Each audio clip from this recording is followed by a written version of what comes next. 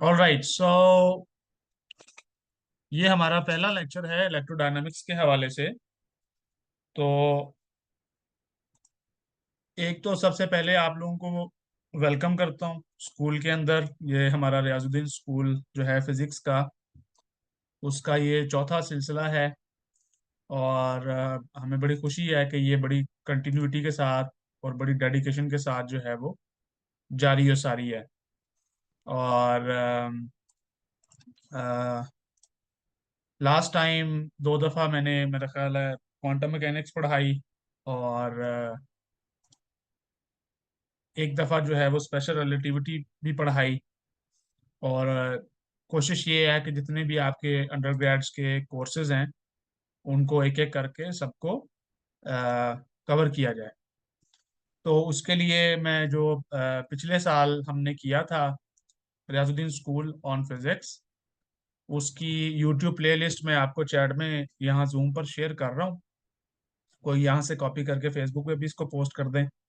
तो इसके अंदर पिछले साल प्रोफेसर गुलाम फरीद साहब ने इलेक्ट्रो मैग्नेटिक थ्योरी का कोर्स स्टार्ट किया था। और इलेक्ट्रोमैग्नेटिक थ्योरी की जो बुक है बड़ी फेमस, वो है इंट्रोडक्शन टू इलेक्ट्रोडायनामिक्स। उसके बहुत सारे एडिशंस हैं, डेविड ग्रिफिथ की बुक है। तो मेरा ख्याल है कि उनके अगर आप लेक्चर्स देखें, 5 लेक्चर्स की बजाय 4 लेक्चर हो सके थे। और उनका जो आखिरी लेक्चर था, उन्होंने चैप्टर 2 को कवर किया था कंप्लीटली। और चैप्टर 3 से उन्होंने स्टार्ट लिया था, जिसमें Laplace equation in one dimension को उन्होंने डिस्कस किया था। तो चूंकि ये स्कूल पिछले स्कूल की कंटिन्यूटी है, तो मेरा ख्याल है कि हम वहीं से स्टार्ट करेंगे जहाँ से पिछला स्कूल जो है वो खत्म हुआ था। इसका मतलब ये है कि मैं चैप्टर 1 और चैप्टर 2 जो ग्रिफिथ के हैं उनके ऊपर मैं ज़्यादा बात नहीं करूँगा, और हम चैप्टर 3 से स्टार्ट करेंगे। और लेकिन ये है कि चूंकि ये एक रिफ्रेशर स्कूल है, तो जब मैं चैप्टर 3 के टॉपिक्स डिस्कस करूंगा, उसमें अगर कोई ऐसा टॉपिक आ जाता है या कोई ऐसी बात आ जाती है जो चैप्टर 2 से रिलेटेड है, यानी electric field, electric potential, capacitors, work and energy वगैरह से, तो उसका हम हवाला दे लेंगे। और उसके ऊपर भी 2-4 मिनट बात अगर करने वाली हुई तो हम करेंगे। अ, मेरी अजम्पशन ये है कि जितने भी यहाँ पर पार्टिसिपेंट्स हैं वो सब के सब जो हैं कम अज कम बीएस लेवल में उन्होंने इलेक्ट्रोडायनामिक्स का कोर्स लिया हुआ है। और उसको, अब ये चूंकि 5 दिन का स्कूल है, तो जाहिर है हम इसमें पूरा कोर्स तो ख़त्म नहीं कर सकते, पूरी किताब भी ख़त्म नहीं कर सकते। तो हमें बहुत सिलेक्शन करनी पड़ती है टॉपिक्स की जिनको हमने कवर करना है। तो इस बुनियाद के ऊपर मेरा ख्याल है कि हम सिर्फ चैप्टर 3 जो है ग्रिफिथ्स का, उसके 4 टॉपिक्स ही कवर कर पाएंगे। तो let me share my screen और फिर हम जो है वो स्टार्ट करते हैं।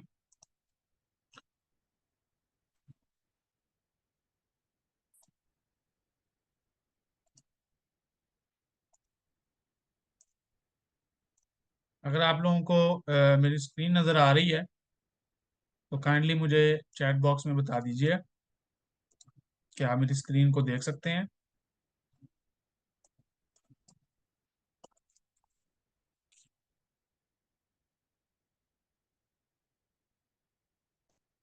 और चलें, बहुत शुक्रिया, थैंक यू।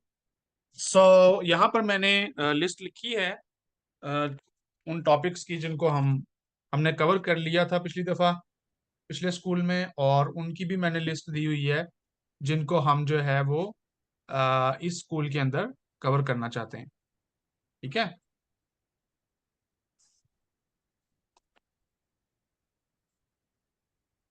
अच्छा, जो टॉपिक्स पहले कवर किए थे उनमें चैप्टर 2 के ही टॉपिक्स हैं, इलेक्ट्रोस्टैटिक्स, फोर्स है, फील्ड है, इलेक्ट्रिक फ्लक्स है, Gauss's law, electric potential, work, capacitor, ये बुनियादी चीज़ें हैं। और चैप्टर 3 में बेसिकली टेक्निक्स हैं, कुछ एडवांस टेक्निक्स हैं जो पॉइसन इक्वेशन और लैपलास इक्वेशन को सॉल्व करने के हवाले से हैं, खास तौर पे मेथड ऑफ इमेजेस और सेपरेशन ऑफ वेरिएबल बहुत ही इंपॉर्टेंट टेक्निक्स हैं प्रॉब्लम सॉल्विंग के हवाले से। जो लोग यहाँ पर जिनको पहले नहीं पता, हमारा एक चूंकि व्हाट्सएप ग्रुप भी है, तो उसके ऊपर हमने कुछ लेक्चर्स जो हैं वो ऑलरेडी स्टार्ट किए थे। और चैप्टर 2 के जो प्रॉब्लम्स थे वो सारे मैंने वहाँ पे करवाए थे। वो तकरीबन 40 के करीब प्रॉब्लम्स हैं। तो उनका भी जो लिंक है वो मैं यहाँ पर शेयर कर दूंगा। और आप अगर इंटरेस्टेड हैं उन उन लेक्चर्स के अंदर या उन प्रॉब्लम्स को करने में, तो आप उसको भी कर सकते हैं। तो अम, ये सूरत हाल है। So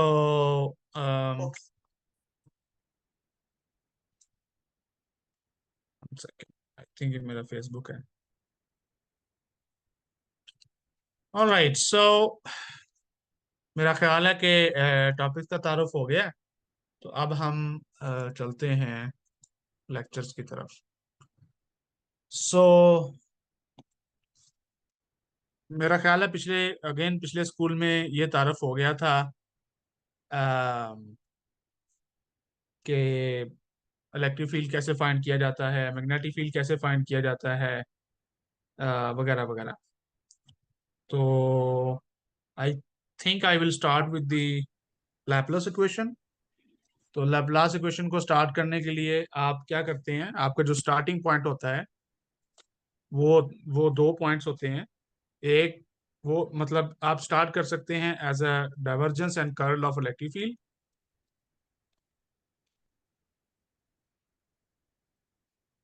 vector. तो डाइवर्जेंस को आप कैसे डिफाइन करते हैं? डेल डॉट ई 1/एप्सिलॉन नॉट टाइम्स रो। और क्रॉस प्रोडक्ट को आप कैसे करेंगे? Del cross E equals 0। और ये मैंने इलेक्ट्रोस्टैटिक में बात की है, ठीक है? ये दोनों इलेक्ट्रोस्टैटिक के टॉपिक्स हैं। अच्छा, इन दोनों को मिला के हम जो है वो एक इक्वेशन बनाते हैं। वो ये है कि because del cross E is 0, तो इसका मतलब है कि ई को आप लिख सकते हैं as negative of gradient of a scalar function. और ये जो स्केलर फंक्शन है इसको आप पोटेंशियल कहते हैं, इलेक्ट्रिक पोटेंशियल।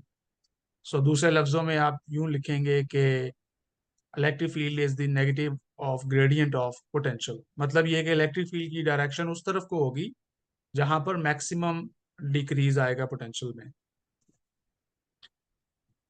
सो इस ई को फिर आप डेल डॉट ई में पुट करें, या दूसरे लफ्जों में दोनों तरफ आप डाइवर्जेंस ले लें इस इक्वेशन के। So you get minus del dot del V. और डेल डॉट डेल वी को आप, क्योंकि डॉट प्रोडक्ट है, सो आप लिख सकते हैं डेल स्क्वायर वी। शादाब, आप डेल डॉट बी की बात कर रहे हैं। हमने अभी मैग्नेटोस्टैटिक्स नहीं पढ़ी, ये सिर्फ इलेक्ट्रोस्टैटिक है, इलेक्ट्रिक फील्ड की बात कर रहे हैं। मैग्नेटिक फील्ड अभी हमने स्टडी नहीं किया। एंड देन फ्रॉम गाउसेस लॉ आपको पता है कि del dot E,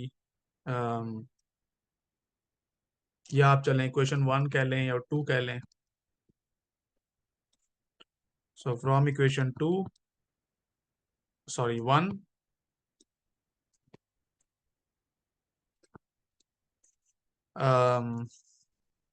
you can write that del square V is equal to -1/epsilon naught rho,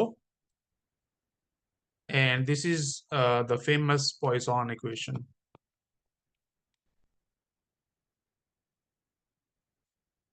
ठीक है? सर मैं यहाँ पे ये कहना चाह रही थी कि डेल क्रॉस बी इक्वल 0 होता है। डेल क्रॉस ई तो partial B over del T नहीं होता, पार्शियल जी, टी। वो होता है जब आप इलेक्ट्रोडायनामिक्स में जाते हैं। ये इलेक्ट्रोस्टैटिक है। स्टैटिक का मतलब है कि यहाँ मैग्नेटिक फील्ड नहीं ले रहे, हम चार्ज स्टैटिक है। आप मेरे ख्याल इस मैक्सवेल इक्वेशन की बात कर रही हैं कि del cross E equal to minus partial B by partial T, इसी की बात कर रहे हैं ना? मुझे अब याद नहीं है, लेकिन जब आप del B by del T को 0 ले लेंगे तो आप इलेक्ट्रोस्टैटिक में होंगे। तो ये मैं उस केस की बात कर रहा हूँ। हम इलेक्ट्रोस्टैटिक्स को स्टडी कर रहे हैं। क्लियर होगी बात? जी सर। ओके। सो ये पॉइसन इक्वेशन है, और ये मुझे बता रही है कि अगर किसी जगह पर कोई चार्ज डेंसिटी पड़ी होगी, तो उसकी वजह से जो पोटेंशियल है उसके उस रीजन या उसके इर्द गिर्द जो रीजन है, बाउंड्री है, जो भी है, वहां पे पोटेंशियल किस तरह बिहेव करेगा। ठीक है, तो बेसिकली वो अपनी कोई ना कोई एक्सट्रीम वैल्यू पे होगा। ठीक है, क्योंकि रो पॉजिटिव है, एप्सिलॉन नॉट पॉजिटिव है, सेकंड डेरिवेटिव नेगेटिव हो, तो आपको पता है कि वो एक्सट्रीम वैल्यू होती है। और यहीं से अगर आप अज्यूम मत करें कि किसी रीजन में अगर आपकी चार्ज डेंसिटी जीरो है, तो फिर आपका जो डेल स्क्वायर वी है ये भी क्या हो जाएगा, जीरो हो जाएगा। तो ये दूसरी बड़ी अहम मसावात है जिसको आप बोलते हैं लैपलेस इक्वेशन। ठीक है, बुनियादी काम जो है अगर आपसे कोई पूछा जाए कि इलेक्ट्रोमैग्नेटिक थ्योरी के अंदर सबसे बुनियादी चीज क्या है, आप क्या क्या हल करना चाहते हैं, क्या निकालना चाहते हैं इलेक्ट्रोमैग्नेटिक थ्योरी में, तो इसका सादा सा जवाब होता है कि आपने बेसिकली फोर्सेस निकालनी है ना चीजों के दरमियान। लेकिन फोर्सेस जो हैं इलेक्ट्रोस्टैटिक के अंदर वो तो इलेक्ट्रिक फील्ड के साथ रिलेटेड होती हैं। यहाँ पे क्यू मैंने कोई पॉइंट चार्ज लिया है, तो इसका मतलब है कि आपको इलेक्ट्रिक फील्ड निकालना पड़ेगा। लेकिन अभी आपने देखा कि इलेक्ट्रिक फील्ड तो पोटेंशियल के साथ रिलेटेड होता है, सो इसका मतलब है कि आपको पोटेंशियल निकालना पड़ेगा। तो पोटेंशियल निकालने के लिए अब आप क्या इस्तेमाल करते हैं, लैपलेस इक्वेशन। तो ये है हमारी रेसिपी जिसको हम इस्तेमाल करते हैं। This is the complete problem of electrostatics, कि आपका मेन गोल जो है वो चीजों के दरमियान, चार्जेस के दरमियान फोर्सेस निकालना होता है। और वो फोर्सेस फिर इलेक्ट्रिक फील्ड के साथ रिलेटेड होती हैं, और इलेक्ट्रिक फील्ड जो है वो फिर पोटेंशियल के साथ रिलेटेड होता है। और पोटेंशियल आप निकालते हैं, आप डायरेक्टली भी निकाल सकते हैं अगर आपकी चार्ज डिस्ट्रीब्यूशन बहुत सिंपल सी है, जैसे कि एक स्फीयर है या स्ट्रेट लाइन के ऊपर चार्ज पड़ा हुआ है। तो सिंपल कॉन्फ़िगरेशन में तो आप इजीली सॉल्व कर लेते हैं। लेकिन अगर आपकी चार्ज कॉन्फ़िगरेशन डिफरेंट है, ऐसी है कि जिसके बारे में आपको नहीं मालूम, तो फिर आप क्या करते हैं, फिर आप लाप्लास इक्वेशन को सॉल्व करते हैं। अगर आपके पास सोर्स फ्री रीजन है, यानी कोई सोर्स मौजूद नहीं है, और अगर आपके पास सोर्स मौजूद है, तो फिर आप पॉइसन इक्वेशन को इस्तेमाल करते हैं। और इन इक्वेशन से फिर आपको क्या मिलता है, आपको पोटेंशियल मिलता है। उस पोटेंशियल से आप इलेक्ट्रिक फील्ड निकाल सकते हैं, और उस इलेक्ट्रिक फील्ड से अब आप फोर्स निकाल सकते हैं, यानी इलेक्ट्रोस्टैटिक फोर्स निकाल सकते हैं। क्लियर है? ओके, सो इसके जो सॉल्यूशंस होते हैं लाप्लास इक्वेशन के सॉल्यूशंस, उनका एक नाम भी रखा हुआ है हमने, उनको कहते हैं harmonic functions. Solutions of Laplace equation are called harmonic functions,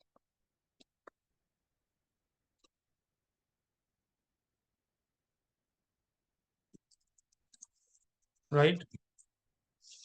and उनको फिर आप डिफरेंट केसेस के अंदर सॉल्व करते हैं। मैं चूंकि हमारा जो ज्यादा फोकस है वो अब लाप्लास इक्वेशन से आगे बढ़ना है, क्योंकि इसकी डिस्कशन पिछले स्कूल में हो चुकी हुई है। सो मैं ज्यादा टाइम इस पे नहीं लगाना चाहता, अनलेस कि आपका कोई क्वेश्चन है। जी, किसी का क्वेश्चन है, किसी ने हैंड रेज किया है?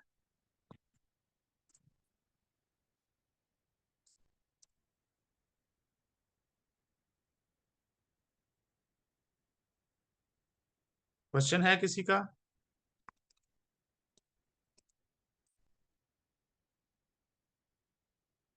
Okay, Laplace equation in one dimension. One dimension का मतलब ये होता है कि आपके पास सिर्फ एक ही वेरिएबल है, लेट्स से एक्स। तो जो आपकी इक्वेशन है that will become D square by D X square of V equal to zero. और मुझे पता है कि इसका जो सॉल्यूशन है वो एक स्ट्रेट लाइन होती है, v equals M X plus B. ठीक है, क्योंकि सेकंड डेरिवेटिव जीरो है, आप दो दफा इसको इंटीग्रेट करें तो आपको एक स्ट्रेट लाइन इक्वेशन मिल जाती है। This is the solution of this one dimensional Laplace equation. दूसरे लफ्जों में अगर मैं वाई एक्सिस के ऊपर पोटेंशियल ड्रा करूं और एक्स एक्सिस के ऊपर एक्स की वैल्यूज लूं, तो डिफरेंट वैल्यूज के लिए आप देख सकते हैं कि इसका जो सॉल्यूशन होगा वो एक स्ट्रेट लाइन होगा। So let's say the solution to this equation is this straight line, ठीक है। तो ये मुझे ये कह रही है कि जैसे जैसे एक्स को मैं इंक्रीज कर रहा हूँ, पोटेंशियल जो है वो डायरेक्टली प्रोपोर्शनल है उसके, तो वो भी इंक्रीज होगा। इस इक्वेशन को जब आप सॉल्व करेंगे तो आपको पता है किसी भी डिफरेंशियल इक्वेशन को सॉल्व करने के लिए आपको बाउंड्री कंडीशंस चाहिए होती हैं। और ये चूंकि सेकंड ऑर्डर डिफरेंशियल इक्वेशन है तो आपको कितनी बाउंड्री कंडीशंस चाहिए? दो बाउंड्री कंडीशंस चाहिए होंगी। तो अगर आपको मैं लेट्स से बाउंड्री कंडीशन का मतलब है कि अगर मैं इस ए पॉइंट और बी पॉइंट के ऊपर पोटेंशियल जानता हूं तो फिर मैं इसका सोल्यूशन कंप्लीटली लिख सकता हूँ। लेकिन अगर मुझे पोटेंशियल की value at point A and point B नहीं मालूम तो फिर मैं एक जनरल सॉल्यूशन इसका लिख सकता हूँ। जैसे मैंने यहाँ पे एम और बी की केस में लिखा हुआ है। बी जो है वो वाई इंटरसेप्ट है और एम जो है वो स्लोप है इस लाइन की। तो अगर आप मुझे स्पेसिफिक वैल्यूज दे देते तो मैं आपको एम और बी की भी स्पेसिफिक वैल्यू दे दूंगा। तो मुझे दो जो है वो ऐसे कोफिशिएंट चाहिए होंगे या दो मुझे ऐसी बाउंड्री कंडीशंस चाहिए होंगी जो मुझे एम और बी की वैल्यू फिक्स करने में मदद दें। अगर थर्ड ऑर्डर डिफरेंशियल इक्वेशन हो तो तीन चाहिए होती हैं, फर्स्ट ऑर्डर डिफरेंशियल इक्वेशन हो तो एक आपको अननोन कांस्टेंट की वैल्यू जो है वो मालूम करनी पड़ती है। कुछ प्रॉपर्टीज जो हैं इसकी फर्स्ट फर्स्ट डायमेंशन के अंदर वो ये हैं कि सबसे पहली बात तो ये है कि जो लैपलास इक्वेशन है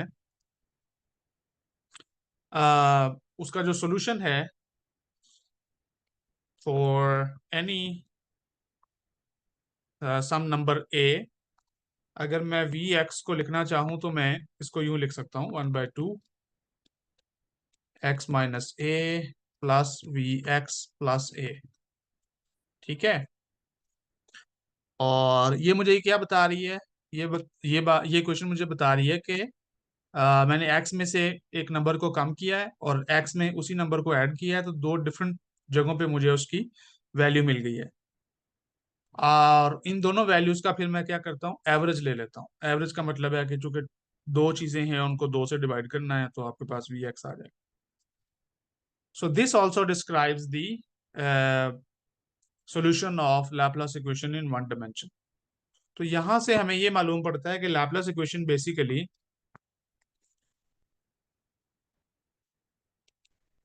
एक एवरेजिंग टेक्निक है, इज एन एवरेजिंग टेक्निक। मैं इसको बोलता हूँ ये एवरेजिंग टेक्निक है।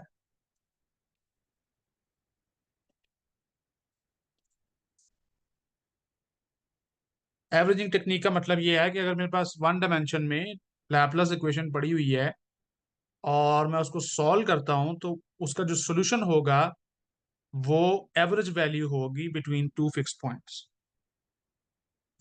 ठीक है जी। अगर वो एवरेज वैल्यू है तो एवरेज वैल्यू का मतलब ये होता है कि अगर मेरे पास कोई सोल्यूशन इस तरह का होता है, लेट से दो पॉइंट्स हैं मेरे पास ए और बी। अब ये स्ट्रेट लाइन नहीं है, ठीक है। तो फर्ज करें सोल्यूशन अगर इस तरह का होता या इस तरह का होता, तो इन दोनों फंक्शंस की अगर मैं एवरेज वैल्यू निकालता हूं तो वो जो एवरेज वैल्यू होगी that will be the straight line. So by our intuition we know that कि जब आप कर रहे हैं, एवरेजिंग कर रहे हैं, तो बेसिकली आप स्ट्रेट लाइन पे पहुंच रहे हैं। वन डायमेंशन की मैं बात कर रहा हूँ।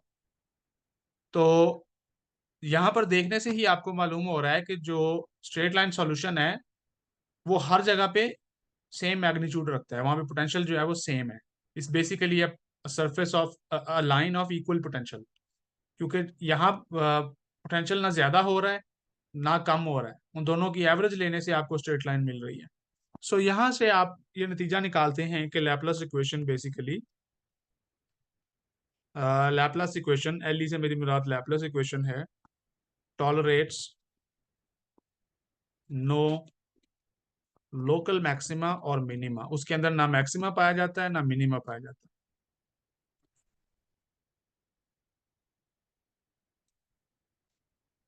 ठीक है।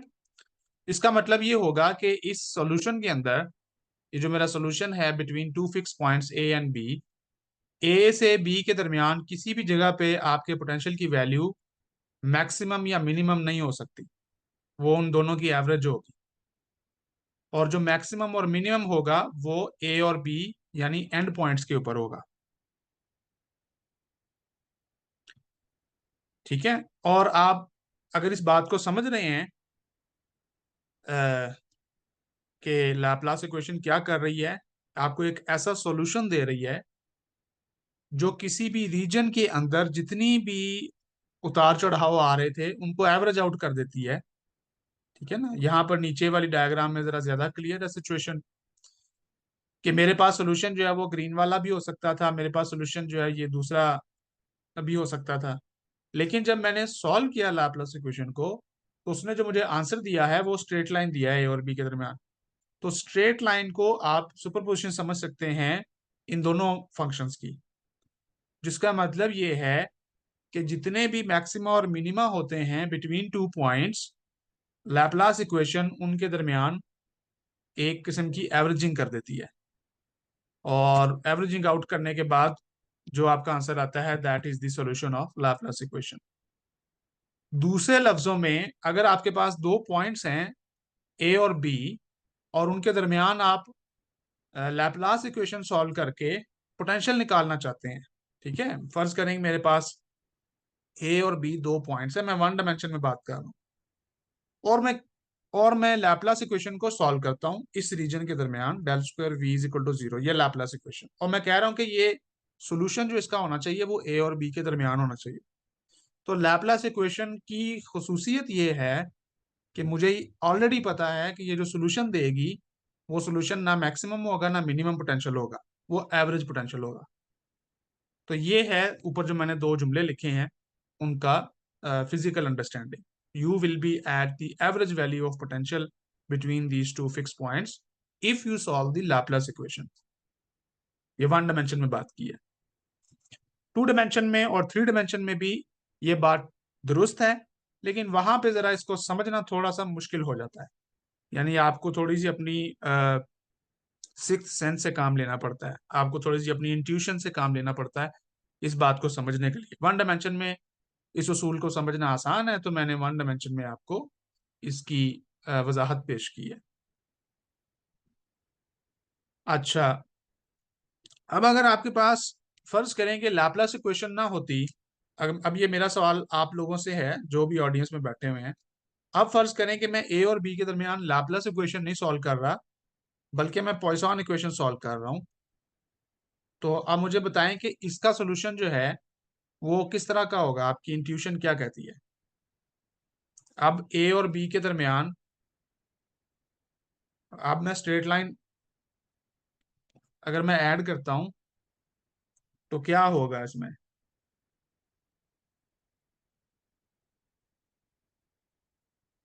आप बेसिकली कर सकते हैं इस प्रॉब्लम को, ये इजी है। याद रखें मैंने ये बात की है कि जब आप लाप्लास इक्वेशन को सॉल्व करते हैं, मतलब ये है कि जब कोई सोर्स चार्ज मौजूद नहीं होता किसी जगह पे, तो तब पोटेंशियल एवरेज आउट हो जाता है, ना मैक्सिमा होता है ना मिनिमा होता है दरमियान में, बाउंड्री कंडीशन बाउंड्री के दरमियान। लेकिन यहाँ पे सूरत हाल ये है कि राइट हैंड साइड जीरो नहीं है, वहां पे सोर्स चार्ज मौजूद है। तो अब जब आप सोल्यूशन निकालेंगे तो क्या वो ये स्ट्रेट लाइन वाला सोल्यूशन हो सकता है कि जिसमें ना कोई मैक्सिमा हो ना कोई मिनिमा हो, बल्कि एवरेज वैल्यू हो।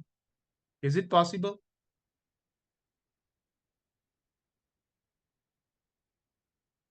Not, it can not be possible. तो इसका मतलब है कि या ये मैक्सिमा होगा या मिनिमा होगा। तो अगर आप ये बात आज समझ गए हैं तो इसका मतलब आपको लैपलास इक्वेशन और पॉइसन इक्वेशन की फिजिकल अंडरस्टैंडिंग मिल गई है, कि जब आप पॉइसन इक्वेशन को सॉल्व करेंगे तो इसका मतलब होगा कि वहां पे कोई चार्ज डेंसिटी पड़ी हुई है, और चार्ज डेंसिटी के पड़े होने की वजह से पोटेंशियल जो है वो या मैक्सिमा की तरफ चला जाएगा या मिनिमा की तरफ चला जाएगा। जब वो मैक्सिमा या मिनिमा की तरफ जाएगा तो इसका मतलब वहां पे इलेक्ट्रिक फील्ड पैदा हो जाए, और वो इलेक्ट्रिक फील्ड फिर उन दो पॉइंट्स के दरमियान फोर्स को क्रिएट करेगा। तो ये सारी इलेक्ट्रोस्टैटिक एक किस्म की आप इस सादा सी इक्वेशन से अंडरस्टैंड कर पाते हैं, उन इक्वेशंस को जिनको मैंने स्टार्टिंग में लिखा था। ऑलराइट, आई होप कि ये पॉइंट क्लियर है। मुझे अब टू डायमेंशन में या थ्री डायमेंशन में जाने की जरूरत नहीं है, लेकिन अगर आप मैं सिर्फ एक विजुअली आपको समझाने की कोशिश करूंगा टू डायमेंशन में, जस्ट इसलिए कि कुछ लोग पूछ रहे थे। थ्री डायमेंशन में पे शायद मैं ना कर पाऊँ, क्योंकि मुश्किल होता है बोर्ड के ऊपर थ्री डायमेंशन को ड्रा करना। तो टू डायमेंशन में फर्ज करें मेरे पास क्या सूरत हाल है कि अब मेरी जो लैपलेस इक्वेशन है वो बन जाएगी पार्शियल डिफरेंशियल इक्वेशन। ठीक है ना, आपकी इक्वेशन है del square V equal 0 and del square को मैं कार्टेशियन कोऑर्डिनेट्स के अंदर लिख रहा हूं and this becomes equal to 0। ठीक है जी। तो अब जाहिर है ये two dimensional partial differential equation है, ठीक है, पीडीई है। तो इसका कोई एक सोल्यूशन तो मैं नहीं निकाल सकता, इसके बहुत सारे सोल्यूशंस निकल सकते हैं। There are infinite number of solutions. अगर आप लोगों ने डिफरेंशियल इक्वेशंस पढ़ी हुई हैं तो इस इक्वेशन के इन्फिनिट सॉल्यूशंस हो सकते हैं। लेकिन चूंकि ये लैपलास इक्वेशन है और मैंने ऊपर जो वन डायमेंशन में बात की है कि जी आपको बाउंड्रीज के दरमियान एवरेज पोटेंशियल मिलना चाहिए, तो यहाँ पे उसकी सूरत हाल क्या होगी। इसको जब आप सॉल्व करेंगे तो आपका जो सोल्यूशन होगा वो वी एक्स वाई की फॉर्म में होगा। वो फिर जो है आप उसको लिख सकते हैं विल हैव नो, यानी वी एक्स वाई एक ऐसा फंक्शन मिलेगा आपको इसको सॉल्व करने के बाद ऑफ कोर्स, जिसके अंदर कोई मैक्सिमा या मिनिमा नहीं होगा, और मिनिमा मिनिमा सॉरी,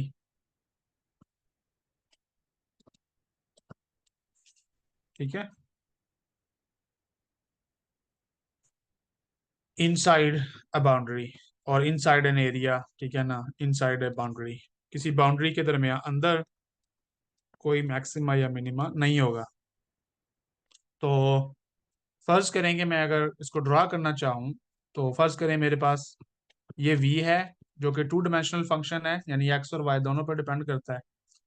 तो इसका मतलब है कि यहाँ पे मैं x एक्सिस भी ड्रा करूंगा और y एक्सिस भी ड्रा करूंगा, और तीसरा एक्सिस जो है वो मेरा पोटेंशियल है। और फर्ज करें कि मैं किसी तरह से इसका सोल्यूशन निकाल लेता हूँ, और वो सोल्यूशन जो है वो कुछ इस तरह का निकलता है कि आपको यहाँ पर एक सरफेस मिलती है। Now this surface is the solution of, मतलब ये सरफेस का नाम जो है वो वी एक्स वाई है।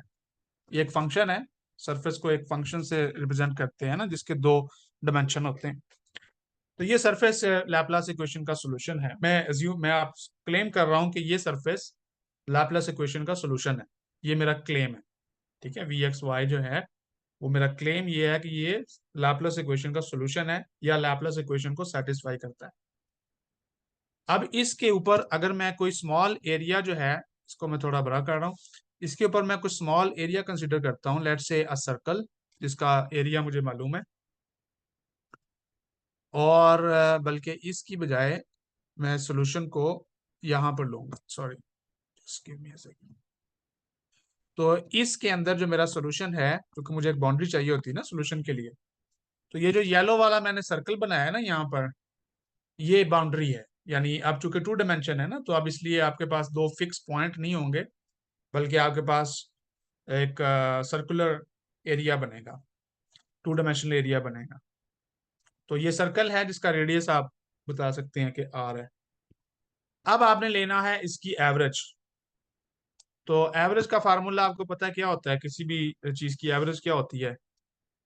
तो V X Y will be the average of all the solution. So basically आप क्या करेंगे, आप इंटीग्रेट करेंगे इस पूरे सर्कल के ऊपर वी डी एल को, where D L is a small element of length. मतलब ये कि अगर इस सर्कल को मैं बड़ा करके दिखाऊं तो इसका मैं एक स्मॉल इन्फिटेसिमल लेंथ एलिमेंट लूंगा डीएल, एंड देन इसको इंटीग्रेट करूंगा इस पूरी बाउंड्री को, और इसके अंदर जो पोटेंशियल है दैट इज वी, जिसको हम इंटीग्रेट कर रहे हैं।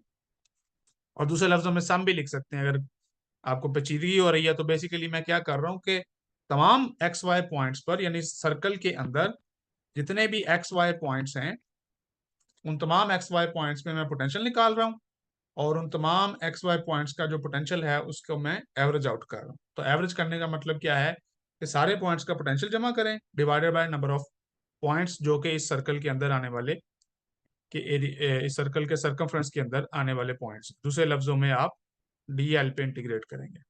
अब जब आप डीएल पे इंटीग्रेट करेंगे तो आपको क्या मिलेगा, circumference of the circle. So basically आपके पास एक फार्मूला आ जाएगा एवरेज का, V X Y equals 1/2 pi r and then VDL. ठीक है, so this is the average value. आप चाहें तो इसके ऊपर छोटा सा एवरेज भी लिख सकते हैं।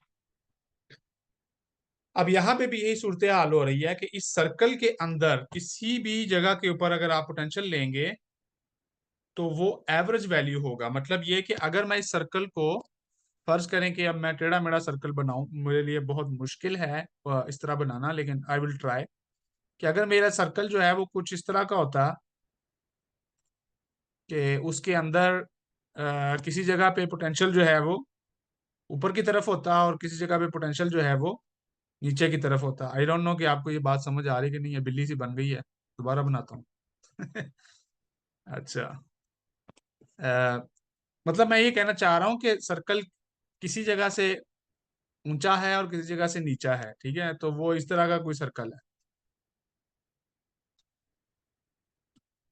आई डोंट नो, ये भी नहीं ठीक बना। खैर, I it's very hard for me कि मैं यहाँ पे ज्योमेट्री बनाऊं, बट द पॉइंट इज के सर्कल के किसी भी पॉइंट के ऊपर आप पोटेंशियल निकालेंगे तो ना वो ज्यादा मैक्सिमा होगा ना वो मिनिमा होगा, that will be the average of the potential.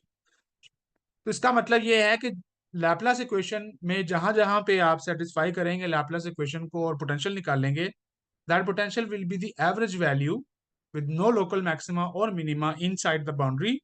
जो भी मैक्सिमा या मिनिमा होगा वो इस बाउंड्री के ऊपर ऊपर होगा, वो बाउंड्री के अंदर नहीं होगा। या दूसरे लफ्जों में लैपलास इक्वेशन एक ऐसी मशीन है जो जितने भी फीचर्स होते हैं किसी भी सरफेस के, किसी भी फंक्शन के, उनको बाउंड्री के ऊपर धकेल देती है। मतलब अगर यहाँ पर अगर कोई जो है वो छोटा सा पहाड़ी होती, या यहाँ पर कोई छोटा सा जो है वो हिल होता, वो होता वैली होती, तो जब आप लैपलास इक्वेशन को सॉल्व करेंगे तो लैपलास इक्वेशन क्या करेगी, इन इस वैली और इस पहाड़ी दोनों की एवरेजिंग कर देगी, जो कि वन डायमेंशन में आपको स्ट्रेट लाइन नजर आएगी और टू डायमेंशन में आपको एक फ्लैट सरफेस नजर आएगी। फ्लैट सरफेस का मतलब ये होता है कि उसमें कोई लोकल मैक्सिमा नहीं है, उसमें कोई लोकल मिनिमा नहीं है। ये ऐसे ही है कि जैसे अगर आप एक रबर की चादर लें, शीट लें, और उसके अंदर आपको पता है बहुत सारे रिंकल्स हैं, तो आप उन रिंकल्स को निकालने के लिए क्या करते हैं, आप उसको खींचते हैं, स्ट्रेच करते हैं, और उसको एक ऐसे जगह पे फिट करना चाहते हैं जहां पे उसके अंदर कोई भी रिंकल्स मौजूद ना रहे। तो लैपलेस इक्वेशन ऐसा ही काम कर रही है। या फिर जो लोग घर का काम करते हैं, सुबह सुबह उठ के अगर आपने कभी बिस्तर अपना ठीक किया हो, तो आपकी जो बिस्तर के ऊपर चादर होती है वो बहुत, उसके अंदर कहीं वैलीज बनी है, कहीं पहाड़ियां बनी है, उसकी अजीब सी शेप हुई हुई है, क्योंकि रात को आप उलट पुलट होते रहे हैं सोते वक्त। तो लैपलेस इक्वेशन अपनी चादर के ऊपर अप्लाई करने का मतलब ये होगा कि आप उसके अंदर जितने भी रिंकल्स हैं वो आप खत्म कर दें और बिल्कुल उसको फ्लैट करके बेड के ऊपर बिछा दें। तो बेड की जो बाउंड्री होगी वहां पे उस वो एकदम से चादर आपकी नीचे की तरफ जा रही है, उसको हम बोलेंगे कि वो मैक्सिमा या मिनिमा जो है उसका, वो वहां पे एग्जिस्ट करता है, वो बेड के किनारों के ऊपर एग्जिस्ट करता है। जबकि बेड के अंदर जो है जहां पर आप लेटते हैं, जब आप उठ गए वहां से, तो वो सारे रिंकल्स वहां से निकल जाएंगे। ठीक है, तो लैपलास इक्वेशन का इस तरह का काम है। अब पॉइसन इक्वेशन क्या होगी, पॉइसन इक्वेशन उस एवरेजिंग को खत्म कर देगी और वहां पर एक लोकल मैक्सिमा या मिनिमा पैदा कर देगी। बिल्कुल, कि आप जब दोबारा उस बिस्तर के ऊपर लेटेंगे तो जो चादर के अंदर फ्लैटनिंग आउट हुई हुई थी वो दोबारा खत्म हो जाएगी और दोबारा जो है वहां पे सिलवटें पड़ना शुरू हो जाएंगी और वहां पे फिर करवटें पड़ना शुरू हो जाएंगी। तो ये इसी तरह का काम है, यानी ये रोजमर्रा जिंदगी की ही चीज है, ये कोई ऐसी चीज नहीं है कि जिसको आपने पहले नहीं देखा होता। बस फर्क ये है कि इलेक्ट्रिक पोटेंशियल एक तरह का एब्स्ट्रैक्ट चीज है, आप उसको नहीं देखते, ऑब्जर्व नहीं करते, तो इस वजह से समझना जरा मुश्किल हो जाता है। बट मैसेज, बुनियादी मैसेज जो है वो आपका यही है कि ये एवरेजिंग आउट कर देता है तमाम लोकल मैक्सिमा या मिनिमा को लाप्लास इक्वेशन। मैथमेटिक्स की जुबान में इसको यूं बोला जाता है कि, और यही हार्मोनिक फंक्शन की प्रॉपर्टी होती है, इसीलिए मैंने बोला था कि लैपलास इक्वेशन का जो सोल्यूशन होता है वो हार्मोनिक फंक्शन कहलाता है। तो जिन लोगों का मैथमेटिक्स से बैकग्राउंड है वो जानते हैं कि अगर हार्मोनिक फंक्शन है टू डायमेंशन में, तो वो बेसिकली सरफेस एरिया को मिनिमाइज कर देता है। जो किसी बाउंड्री के अंदर सरफेस एरिया होता है उसको मिनिमाइज कर देता है ताकि अंदर उसके अंदर कोई लोकल मैक्सिमा या मिनिमा बाकी ना रहे। और यही सूरत हाल फिर थ्री डिमेंशन के अंदर होगी। थ्री डिमेंशन में जाहिर है सर्कल की बजाय जो है वो स्फीयर आ जाएगा, और वो जरा ज्यादा कॉम्प्लेक्स किस्म का प्रॉब्लम हो जाता है। एक और बात यहाँ पे मैं करना चाहता हूँ कि जो लैपलास इक्वेशन है वो सिर्फ और सिर्फ और ये इक्वेशन जहाँ पे मैं लिख रहा हूँ, आप चाहें तो इसको और चीजों पे भी लगा सकते हैं। मिसाल के तौर पर टेम्परेचर जो है वो भी इसी तरह की इक्वेशन को फॉलो करता है। ठीक है, कि मसलन अगर आपके पास दो फिक्स पॉइंट हैं ए और बी, तो जब आप लाप्लास इक्वेशन को सॉल्व करेंगे करेंगे टेम्परेचर के लिए, because temperature is also scalar function, तो उसका भी सोल्यूशन बिल्कुल इन्हीं आर्गुमेंट्स को फॉलो करेगा। कोई उसके अंदर लोकल मैक्सिमा या मिनिमा नहीं होगा बिटवीन द बाउंड्रीज, और एवरेज आउट हो जाएंगे सारे मैक्सिमा और मिनिमा। इसी को आप ग्रेविटेशन में अप्लाई कर सकते हैं। अगर आप ग्रेविटेशनल पोटेंशियल लिखना चाहें और उसके लिए आप लैप्लास इक्वेशन लिखें, तो वहां पे भी ये एप्लीकेबल है। यही वजह है कि स्टार्टिंग में लोगों ने बेसिकली जब इलेक्ट्रिसिटी और मैग्नेटिज्म को यूनिफाई कर लिया था, तो उन्होंने सोचा था कि चूंकि इलेक्ट्रोमैग्नेटिज्म और ग्रेविटी दोनों जो हैं, यानी ग्रेविटी में आप लिखेंगे V G is equal to zero, और इलेक्ट्रोस्टैटिक में या इलेक्ट्रोमैग्नेटिक थियरी के अंदर आप इसको V E equal to zero. तो चूंकि दोनों जो हैं वो एक जैसी इक्वेशंस को फॉलो करते हैं, यानी इलेक्ट्रोमैग्नेटिज्म और ग्रेविटी, सॉरी उल्टा लिख दिया है, दोनों जो है वो एक जैसी इक्वेशन को फॉलो करते हैं। बुनियादी फिजिक्स दोनों की जो है वो एक जैसे एक जैसी लग रही है। तो लोगों का ख्याल था कि हम इलेक्ट्रोमैग्नेटिज्म और ग्रेविटी को यूनिफाई कर लेंगे। That was the first idea behind the unification of fundamental forces. और आइंस्टाइन ने अपनी जिंदगी का बड़ा हिस्सा, 30-35 साल जो है वो इसके ऊपर सर्फ किया, लेकिन वो इसको करने में कामयाब नहीं हो सका। बहरहाल वो एक अलग स्टोरी है। लेकिन उसके पीछे जो बुनियादी फिजिक्स है वो यही लैपलास इक्वेशन की फिजिक्स है। जी, किसी और क्वेश्चन है?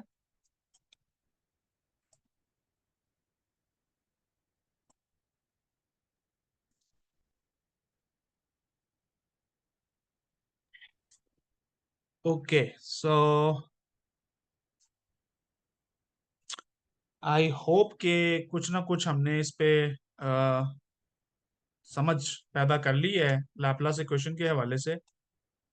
तो मेरा भी इरादा ये था कि हम इसको आगे चलते। किसी का अगर कोई क्वेश्चन है तो आप बता दें।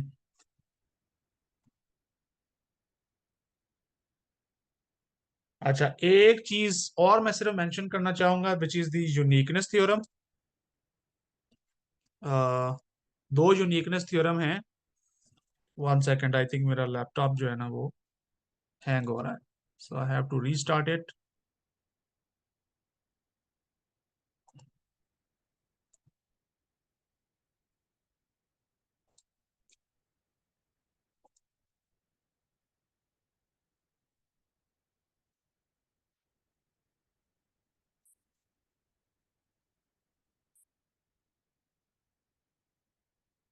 Hope this works now.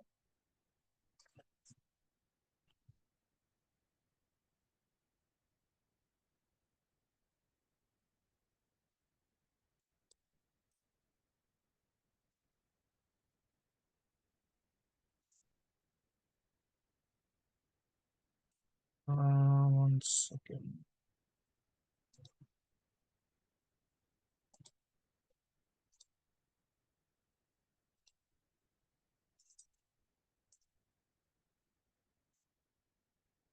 So uniqueness theorem दो हैं, लेकिन दोनों बेसिकली एक दूसरे से रिलेटेड हैं। सो यूनिकनेस थ्योरम बेसिकली अगर आप इसको देसी जुबान में तर्जमा करें तो ये एक जुगाड़ है। वो ये है कि आप किसी भी तरीके से लैपलास इक्वेशन का सोल्यूशन जो है वो निकाल लें पोटेंशियल, तो वो एक यूनिक पोटेंशियल होगा, यूनिक सॉल्यूशन होगा। ठीक है, this is called the uniqueness theorem. ठीक है, मिसाल के तौर पे जो मैं एग्जांपल मैंने पहले दी थी, मैं वही एग्जांपल दोबारा देता हूँ कि अगर मेरे पास और वन डायमेंशन में चूंकि चीजें समझाना आसान होता है, तो वन डायमेंशन की एग्जांपल लेते हैं। अब आप देखिए, आपके पास दो फिक्स पॉइंट हैं ए और बी, और वन डायमेंशन में आपने डिफरेंशियल इक्वेशन को सॉल्व किया विच इज द लैपलेस इक्वेशन, और उसका एक सोल्यूशन आपके पास आया। अब अगर कोई आदमी क्लेम करता है कि जी मैंने ए और बी के दरमियान सोल्यूशन निकाला है, और वो ये इस ग्रीन फंक्शन जो मैंने यहाँ पे बनाया हुआ, ग्रीन कलर का function, not green function, green colour की का जो फंक्शन मैंने यहाँ पे ड्रा किया है, this is the solution of Laplace equation, कि जी मैंने ये सॉल्यूशन निकाला है। ठीक है।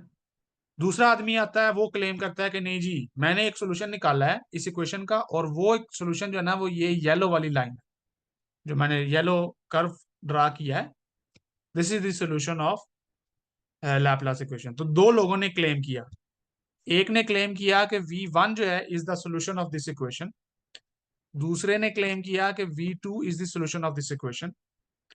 सवाल यह है कि दोनों में से ठीक सॉल्यूशन किसका है?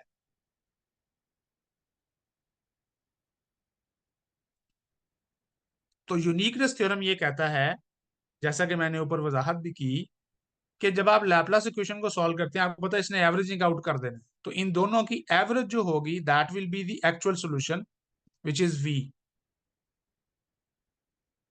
तो इसका मतलब है कि V1 एंड V2 जिसके अंदर लोकल मैक्सिमा और लोकल मिनिमा पाया जाता है, कैन नॉट बी सोल्यूशन।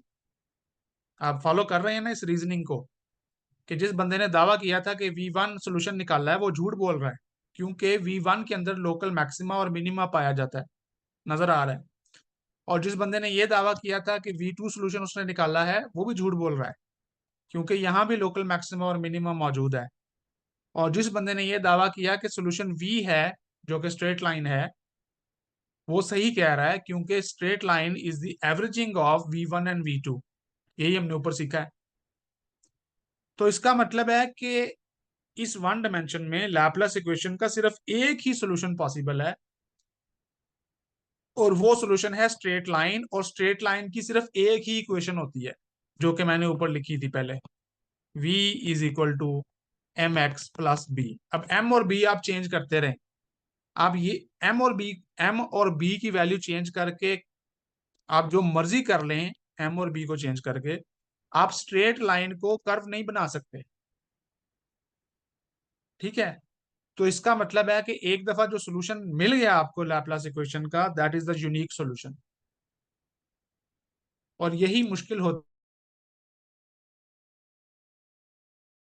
है कि उसका सोल्यूशन कैसे निकाला जाए, और उसी के लिए फिर आगे टेक्निक्स हैं जो हम पढ़नी है, जो कि मेथड ऑफ इमेजेस और सेपरेशन ऑफ वेरिएबल्स में हम देखेंगे, कि किसी भी मेथड को इस्तेमाल करके एक दफा आप सोल्यूशन निकाल लें, तो वो जो सोल्यूशन होगा बिटवीन सम बाउंड्री, एक यूनिक सोल्यूशन होगा। There is only one solution to the Laplace equation, only one solution is possible. ठीक है। उसके अलावा कोई भी सोल्यूशन होगा तो वो उस सोल्यूशन से, या क्योंकि आप देखें स्ट्रेट लाइन के अलावा अगर कोई सोल्यूशन है वन डायमेंशन में, तो बताएं ना वो कौन सा सोल्यूशन है। आप स्ट्रेट लाइन से थोड़ा सा ऊपर जाएं या नीचे जाएं तो लोकल मैक्सिमा और मिनिमा आ जाएगा उसमें। ठीक है। जब लोकल मैक्सिमा और मिनिमा आ गया, तो इसका मतलब वो लैपलास इक्वेशन का सोल्यूशन नहीं है। सो एक ही सोल्यूशन पॉसिबल है। ये 1D में मैंने बात समझाई है, इसी को आप 2D में और 3D में भी अंडरस्टैंड कर सकते हैं। अच्छा, कलीम ने यहाँ पर एक सवाल किया है बड़ा इंटरेस्टिंग सा, कि भाई फर्स्ट अटेम्प्ट में उन्होंने कोई सोल्यूशन निकाला है, तो क्या यूनिकनेस थ्योरम के मुताबिक यही हमारा सोल्यूशन है? तो इसका जवाब है कि अगर तो हैं आप बहुत ज्यादा लकी, या फिर हैं आप बहुत ज्यादा स्मार्ट, तो फिर आपको फर्स्ट अटेम्प्ट में सोल्यूशन मिल जाए, और वो सोल्यूशन लैपलास इक्वेशन को सेटिस्फाई करता हो, तो आप कह सकते हैं कि जी this is the only solution. लेकिन ऐसा होता नहीं है। अभी हम प्रॉब्लम्स पे जाएंगे ना, तो आप देखेंगे कि मुश्किल काम है। You have to be very lucky and very smart to guess the solution. तो अगर आपने, लेकिन अगर एक दफा सोल्यूशन आपने गैस कर लिया ठीक ठीक, और वो लैपलास इक्वेशन को सेटिस्फाई करता हुआ, तो फिर वही सोल्यूशन होगा। फिर उसके अलावा कोई भी बंदा जो भी तरीका लगा के उसका सोल्यूशन निकाले, that will always be wrong. ठीक है, because there is only one unique solution of the Laplace equation. इसका प्रूफ भी है, ग्रिफिथ में भी दिया हुआ है, but I don't want go there, so लिहाजा मैं इसको स्किप करूंगा प्रूफ को. बट अच्छा, इसी तरह से इलेक्ट्रिक फील्ड के बारे में भी है. दूसरा यूनिकनेस थ्योरम जो है वो इलेक्ट्रिक फील्ड के बारे में है, लेकिन चूंकि आपको पता है कि हमने पहले भी बात की कि इलेक्ट्रिक फील्ड तो negative of gradient of potential होता है, सो मतलब यूनिकनेस थ्योरम ऑटोमेटिकली एक्सटेंड हो जाता है इलेक्ट्रिक फील्ड की तरफ. तो ये जो बुनियादी दो चार बातें मैंने की हैं ये बहुत इंपॉर्टेंट होने वाली हैं जब हम आगे चलेंगे और डिफरेंट टेक्निक्स को इस्तेमाल करेंगे पोटेंशियल निकालने के लिए. Alright, so let's go to the next topic which is method of images. अब इसकी ज्यादा मैं डिस्कशन नहीं करूंगा, अगेन इनके प्रूफ भी हैं लेकिन वो तो उसका भी टाइम नहीं है मेरे पास. बट मकसद ये है कि आपको कॉन्सेप्ट समझ आ जाए कि हम लैपलास इक्वेशन को इतनी अहमियत क्यों देते हैं. पहली बात ये है कि ये एवरेजिंग कर देती है बिटवीन सम बाउंड्री फंक्शन की, और दूसरा ये कि यूनिकनेस थ्योरम गारंटी ये करता है कि अगर आप किसी भी तरीका लगा के कोई भी जुगाड़ लगा के सोल्यूशन निकाल लें जो लैपलास इक्वेशन को सेटिस्फाई करता हो, तो वही आपका सोल्यूशन होगा और उसके अलावा कोई सोल्यूशन पॉसिबल नहीं होगा. यानी ये कैसी अजीब बात है, मैंने पहली दफा जब ये सीखा था तो मैं काफी ज्यादा परेशान हुआ था कि ये क्या बात हुई. But this is how the equations work, इसमें मेरा कोई कसूर नहीं है. और यही मैं अब आपको अब हम इसको समझने के लिए हम दो मेथड्स ट्राई करेंगे और दोनों मेथड से सिमिलर प्रॉब्लम्स को सॉल्व करने की कोशिश करेंगे, और आप देखेंगे कि दोनों मेथड से सोल्यूशन सेम ही निकलेगा. पहला जो मेथड है जो ज्यादा पॉपुलर नहीं है लेकिन एक बड़ा ही मजेदार मेथड है, which is called the method of images. तो पहला ये मेथड है. Method of images directly Laplace equation को सॉल्व करने का नाम नहीं है. ये पहली बात है कि इसमें आप लैपलास इक्वेशन को डायरेक्टली सॉल्व नहीं करते, लेकिन लैपलास इक्वेशन के रिजल्ट्स को आप इस्तेमाल करते हैं, और वो आप देखेंगे कि कैसे इस्तेमाल करते हैं.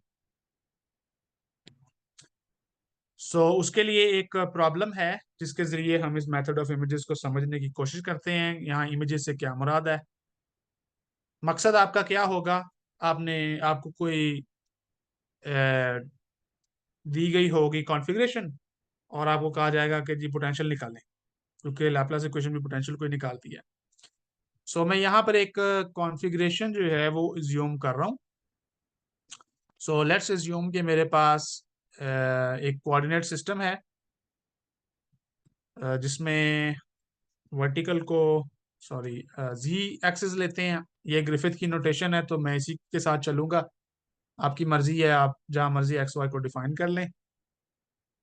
तो ये एक मेरे पास कोऑर्डिनेट सिस्टम है, कार्टेशियन कोऑर्डिनेट सिस्टम है. इस कोऑर्डिनेट सिस्टम के दरमियान एक सरफेस पड़ी हुई है,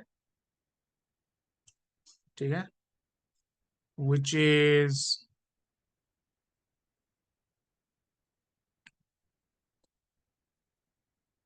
ठीक है, ये एक सरफेस है येलो कलर की, प्लेन है, और इस प्लेन को ग्राउंड किया हुआ है. यानी इस प्लेन के ऊपर जो पोटेंशियल है वो जीरो है. ग्राउंड का मतलब समझते हैं ना आप. यानी मेरा ख्याल है कि इसको इस तरह से रिप्रेजेंट करते हैं इलेक्ट्रॉनिक्स वाले कि इसको आपने ग्राउंड किया हुआ है, सो आप इसको इस तरह से लिख सकते हैं, जिसका मतलब यही होता है कि आपने इसको जीरो पोटेंशियल पे रखा हुआ है. जीरो पोटेंशियल कोई चीज नहीं होती बहरहाल. जीरो पोटेंशियल का मतलब लो वोल्टेज होता है, लेकिन चूंकि ये एक एडवांस क्लास नहीं है तो मैं इसको जीरो लिख रहा हूँ. ग्राउंड किया हुआ है, और एक चार्ज है जो कि जी एक्सिस के ऊपर पड़ा हुआ है, और उसकी क्वांटिटी जो है वो क्यू है, और प्लेन से उस चार्ज का जो फासला है वो डी है, और आपको कहा गया है कि पोटेंशियल निकालें due to this charge above the plane. ठीक है, आपने बेसिकली क्या निकालना है, we above the plane.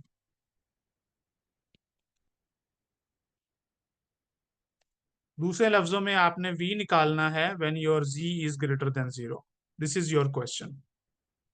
z greater than 0 का मतलब z 0 के ऊपर आपका प्लेन पड़ा हुआ है, और आपको पता है कि जब आप v z को आप 0 करते हैं तो v जो है वो 0 है। वाई?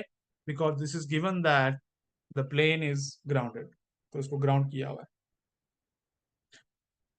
अब अगर आप लोगों को चैप्टर 2 याद हो कंडक्टर्स के हवाले से, तो आपको पता है कि अगर एक कंडक्टर के करीब कोई चार्ज हो तो वो अपोजिट चार्ज इंड्यूस कर देता है किसी कंडक्टर के ऊपर। यानी ये कि अगर आपके पास ये कुछ सरफेस है, प्लेन है, मेटल है, कुछ भी है, और उसके करीब आप एक चार्ज रखते हैं क्यू, तो मुझे पता है कि इस येलो वाली सरफेस के ऊपर कोई ना कोई चार्ज इंड्यूस हो जाएगा। सो लेट्स से उस चार्ज का मैं नाम रखता हूँ क्यू। अब ये चार्ज कितना होगा मुझे नहीं मालूम, आई don't know what is the amount of charge. So Q induced जो है ये भी मुझे मालूम नहीं है। ठीक है, मुझे इसकी वैल्यू भी पता नहीं है, लेकिन मुझे ये मालूम है कि अगर एक चार्ज पड़ा हुआ है किसी कंडक्टिंग सरफेस के करीब, तो वो कंडक्टिंग सरफेस जो है उसके ऊपर चार्ज इंड्यूस हो जाता है। और अगर आप लोगों को ज्यादा पता हो तो फिर ये माइनस भी होता है। ठीक है, लेकिन मैं अभी एज्यूम कर रहा हूँ कि हमने चूंकि इसको निकाला नहीं है तो मैं इसकी कोई वैल्यू नहीं ले रहा। सो सम चार्ज इज इंड्यूस्ड। अब सवाल जो उसने किया था वो ये था कि ये जो स्मॉल छोटा क्यू है इसके इर्द गिर्द जितनी भी रीजन है वहां पे पोटेंशियल बताएं क्या होगा अबव द प्लेन। ठीक है ना, अबव द प्लेन। तो मुझे ये कहा जा रहा था कि इसकी जो है वो आप बताएं, पोटेंशियल बताएं स्मॉल क्यू की वजह से। लेकिन ये क्यू चूंकि हवा में नहीं पड़ा हुआ, वैक्यूम में नहीं पड़ा हुआ, हवा में नहीं कहना चाहिए, वैक्यूम में नहीं पड़ा हुआ, बल्कि इसके करीब एक सरफेस है जिसके ऊपर इस चार्ज की वजह से और चार्ज इंड्यूस हो रहा है। तो इसका मतलब है कि अब जो मुझे पोटेंशियल निकालना है उसमें इसका भी हिस्सा होगा, क्यू इंड्यूस्ड भी होगा। So the total charge, total potential जो होगा जो मैंने निकालना है, वी टोटल, उसमें दो कंट्रीब्यूशन आएंगी। उसमें स्मॉल क्यू की कंट्रीब्यूशन भी आएगी और उसमें लार्ज क्यू की कंट्रीब्यूशन भी आएगी, यानी इंड्यूस चार्ज की भी कंट्रीब्यूशन आएगी। ठीक है जी, अगर आपको चार्ज की वैल्यू पता है तो आपको पता है पोटेंशियल का फार्मूला क्या होता है, के क्यू ओवर आर, अगर आपके पास यूनिट चार्ज है। अगर आपको चार्ज दिया हो तो आप पोटेंशियल निकाल सकते हैं इजीली, नो प्रॉब्लम।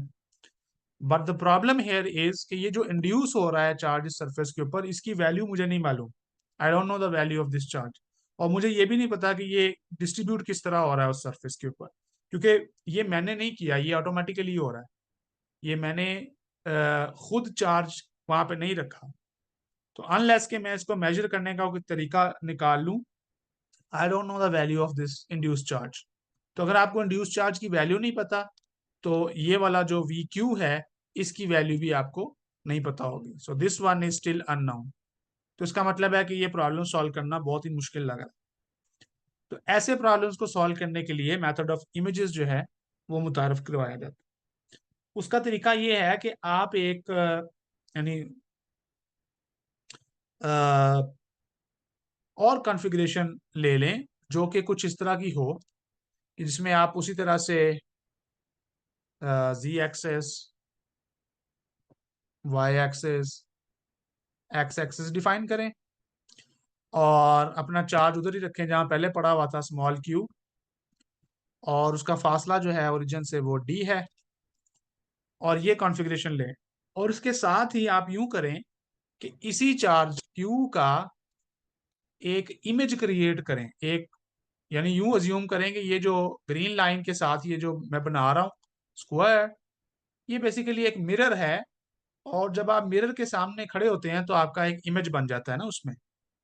तो उसी तरह से यानी डी फासले पे जो क्यू है उसका डी फासले पे ही नेगेटिव क्यू एक इमेज बन जाएगा, जिसका फासला अगेन क्या होगा, डी। सारी बात है कि एक पॉजिटिव जी एक्सिस पे है और दूसरा नेगेटिव जी एक्सिस पे है। अच्छा, अब ये एक कॉन्फ़िगरेशन है। इसमें आप देख रहे हैं कि मैंने क्या किया है कि वो जो हमें प्लेन सरफेस दी गई थी उसको मैंने गायब कर दिया है। क्यों गायब कर दिया है? क्योंकि मुझे उसकी वजह से मसला आ रहा था। मैंने उसकी वजह से कुछ चार्ज इंड्यूस होता था और उस इंड्यूस चार्ज की वजह से मेरा पोटेंशियल जो है वो चेंज होता था। तो मैंने क्या किया कि उसको मैंने वहां से हटा दिया। अब ये एक ट्रिक है, ठीक है ना, इसके पीछे कोई इतनी बड़ी कोई फिजिक्स नहीं है। ये एक ट्रिक है कि मैंने एक इक्विवेलेंट जो है वो कॉन्फ़िगरेशन ले ली है और उसके अंदर मैंने उस प्लेट को गायब कर दिया है, बल्कि उसकी जगह पे गिवन चार्ज का एक इमेज जो है वो अज्यूम कर लिया। इसीलिए इसको बोलते हैं मेथड ऑफ इमेजेस, कि आप जो भी चार्ज कॉन्फ़िगरेशन दी गई होती है उसका एक इमेज चार्ज जो है वो आप अज्यूम कर लेते हैं। कहाँ करना होता है ये हर प्रॉब्लम पे डिपेंड में डिफरेंट होता है। अगर टाइम हुआ आज तो जो एक और प्रॉब्लम है सफियर का, उसमें हम देखेंगे कि वहां पे ये बिल्कुल डिफरेंट कॉन्फ़िगरेशन होगी। But however, so negative Q is the image of positive Q, और दोनों का डिस्टेंस जो है वो डी है फ्रॉम द वाई एक्सिस, और ओरिजिन से उनका डिस्टेंस जो है वो डी है। सो इसका मतलब है कि जो मेरे कोऑर्डिनेट्स हैं वो कुछ यू हैं। जो मेरा प्लस क्यू चार्ज है उसके कोऑर्डिनेट्स हैं 0 0 D, और यहाँ कोऑर्डिनेट से मेरी मुराद एक्स वाई जी है, ठीक है। सो फर्स्ट एलिमेंट एक्स है, दूसरा वाई एक्सिस है, तीसरा जी एक्सिस है। सो 0 0 D पे क्यू पड़ा हुआ है, और माइनस क्यू जो है उसके कोऑर्डिनेट हो जाएंगे फिर क्या, 0 0 - D।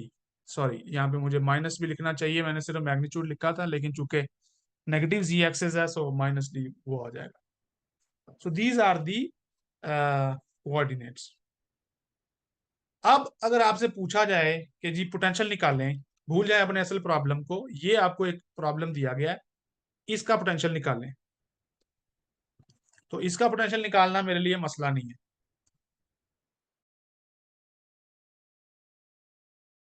वो इसलिए कि इसका पोटेंशियल निकालना आसान है, because I can assume a point P X Y at any point, and then मैं सिंपली पोटेंशियल की डेफिनेशन लगाऊंगा।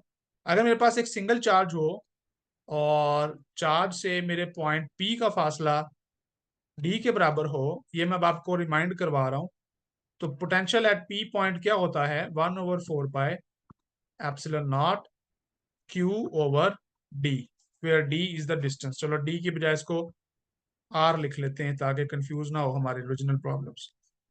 तो ये डेफिनेशन होती है, इसको मैंने इस्तेमाल कर लेना है। अब मेरे पास दो चार्जेस दिए गए हैं, तो बेसिकली मैं क्या करूंगा, एक पॉइंट एज्यूम करूंगा किसी जगह पे।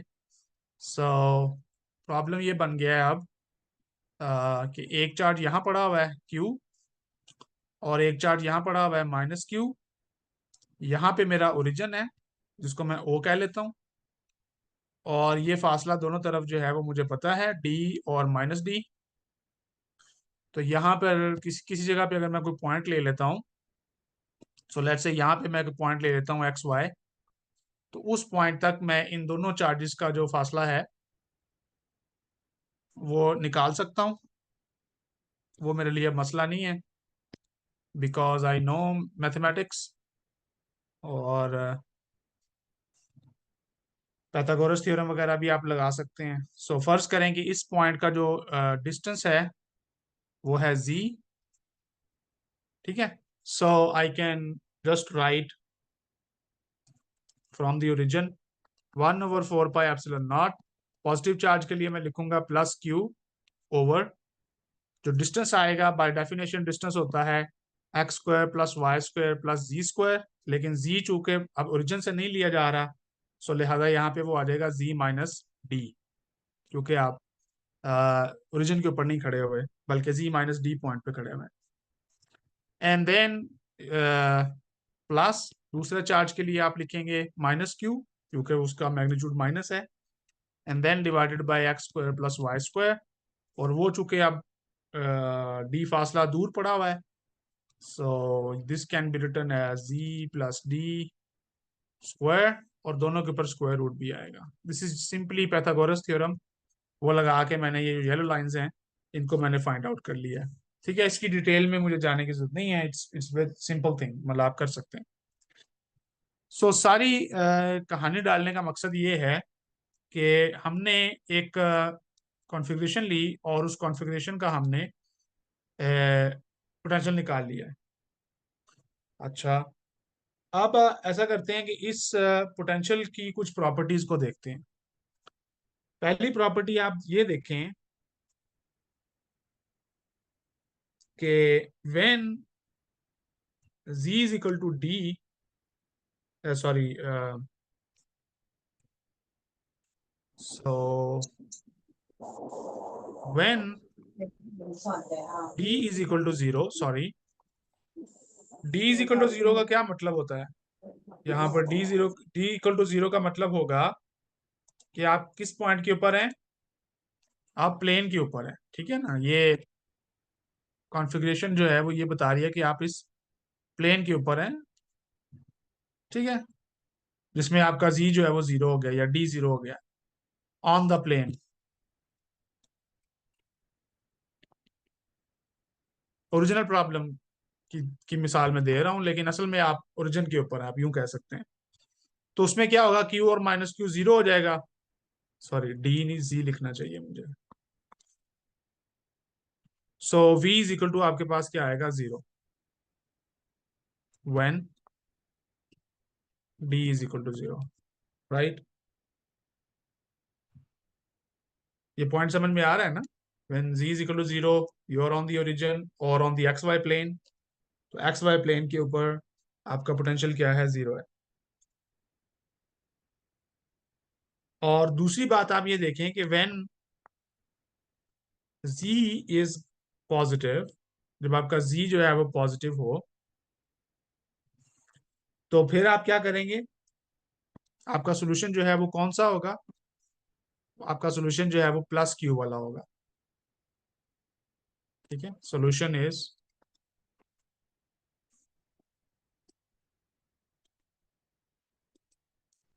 That of plus Q.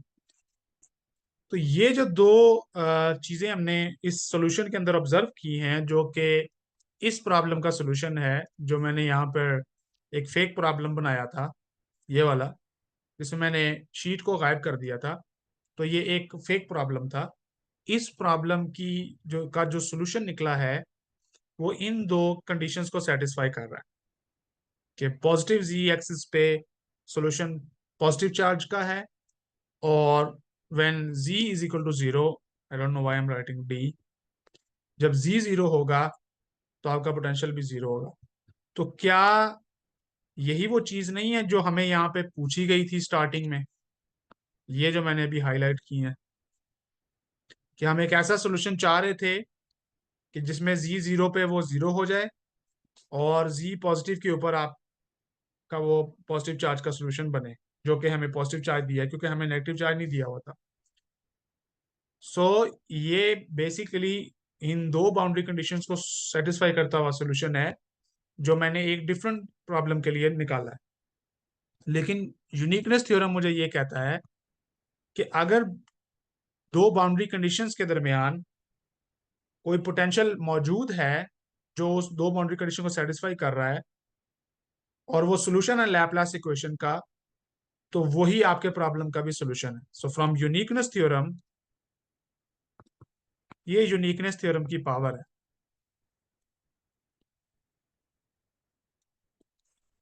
V is the solution of Laplace equation, right. तो आपने एक डिफरेंट कॉन्फ़िगरेशन लेके सोल्यूशन निकाला, लेकिन वो सोल्यूशन उन्हीं बाउंड्री कंडीशंस को सेटिस्फाई कर रहा है जो हमने लैपलास इक्वेशन पे लगाई हैं। और यूनिकनेस थ्योरम ये कहता है कि लैपलास इक्वेशन का तो सोल्यूशन एक ही हो सकता है। तो इसका मतलब ये है कि ये जो हमने सोल्यूशन निकाला है, this is actually the solution of the original problem. यही ओरिजिनल प्रॉब्लम का सोल्यूशन है। मेरा ख्याल है कि काफी ज्यादा मैथ के अंदर उलझ गए हैं, तो सिंपल करते हैं इस बात को। बात ये है कि प्रॉब्लम जो दिया गया था वो ये था, अब मैं एक्सेस नहीं ड्रा करूंगा। प्रॉब्लम दिया गया था कि एक ग्राउंडेड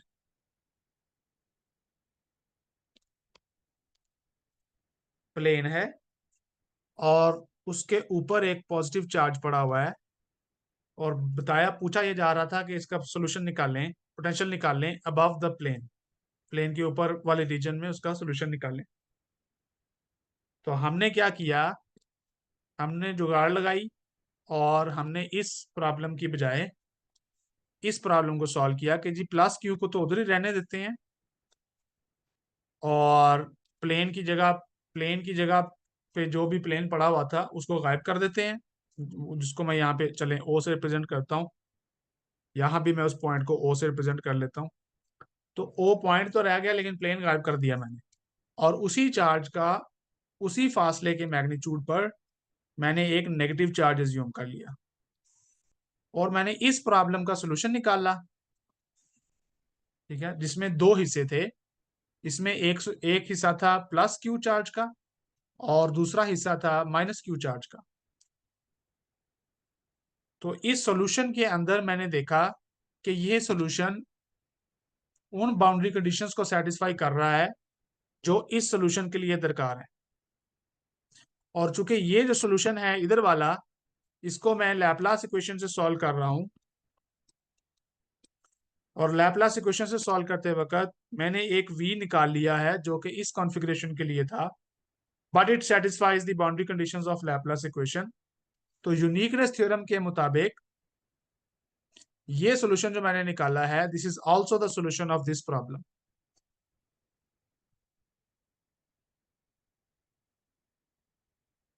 तो पॉइंट समझ आया है अब आपको कि कैसे यूनिकनेस थ्योरम जो है वो आपको एक मुश्किल मसले का हल निकालने के लिए एक आसान रास्ता बताता है।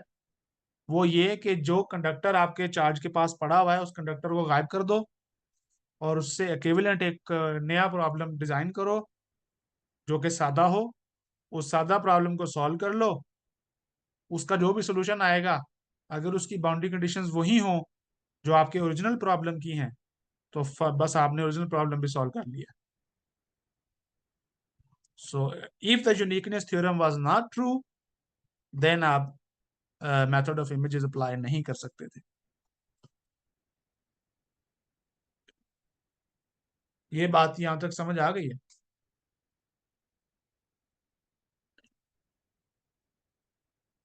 किसी का कोई क्वेश्चन, सवाल? ऑडियंस में किसी का कोई सवाल?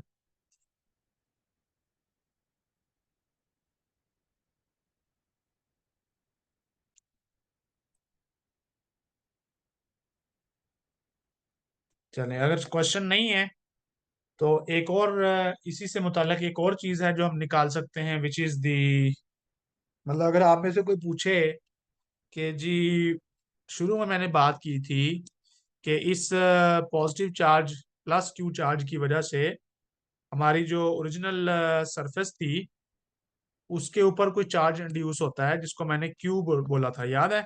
क्यू मैंने कहा था कि वो एक चार्ज इंड्यूस होता है इस प्लेट के ऊपर, जिसकी वैल्यू मुझे नहीं मालूम, क्योंकि मुझे नहीं पता कि वो चार्ज कैसे इंड्यूस हो रहा है, किस तरह डिस्ट्रीब्यूट हो रहा है सरफेस के ऊपर। लेकिन अगर आप बाउंड्री कंडीशंस का इस्तेमाल करें जो कि इलेक्ट्रिक फील्ड के ऊपर या पोटेंशियल के ऊपर अप्लाई होती हैं, तो आप इंड्यूस सरफेस चार्ज निकाल सकते हैं, और इंड्यूस सरफेस चार्ज को इंटीग्रेट करके आप ये वाला क्यू जो है ये भी निकाल सकते हैं। तो ये मेरा नेक्स्ट टारगेट है।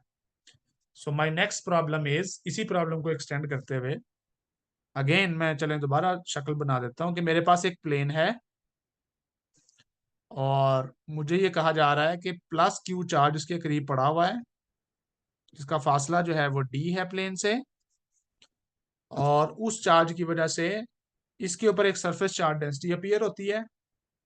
तो आप वो सरफेस चार्ज डेंसिटी निकालें। Find the induced surface charge sigma. ये प्रॉब्लम है। स्केड्यूल के मुताबिक मेरा लेक्चर 10:30 पे खत्म हो जाना चाहिए था, लेकिन चूंकि 20-30 मिनट हमने लेट भी शुरू किया है, तो मेरा ख्याल है कि मैं थोड़ा सा वक्त और ले सकता हूँ। तो ऑर्गेनाइजर्स में से अगर कोई मुझे इजाज़त दे दें,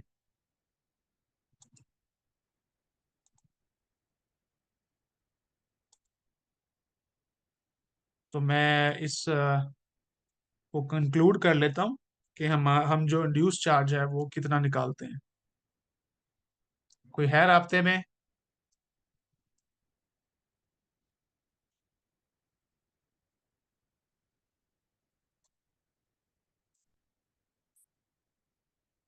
चलें, अगर किसी को एतराज नहीं है तो मैं इसको कंटिन्यू करता हूँ। So let's continue. Find the induced surface charge. तो उसके लिए आपको पता है कि अगर ये मेरा ख्याल है चैप्टर 2 में आपने पढ़ी होंगी बाउंड्री कंडीशंस। तो from boundary one of the boundary conditions, from boundary condition on,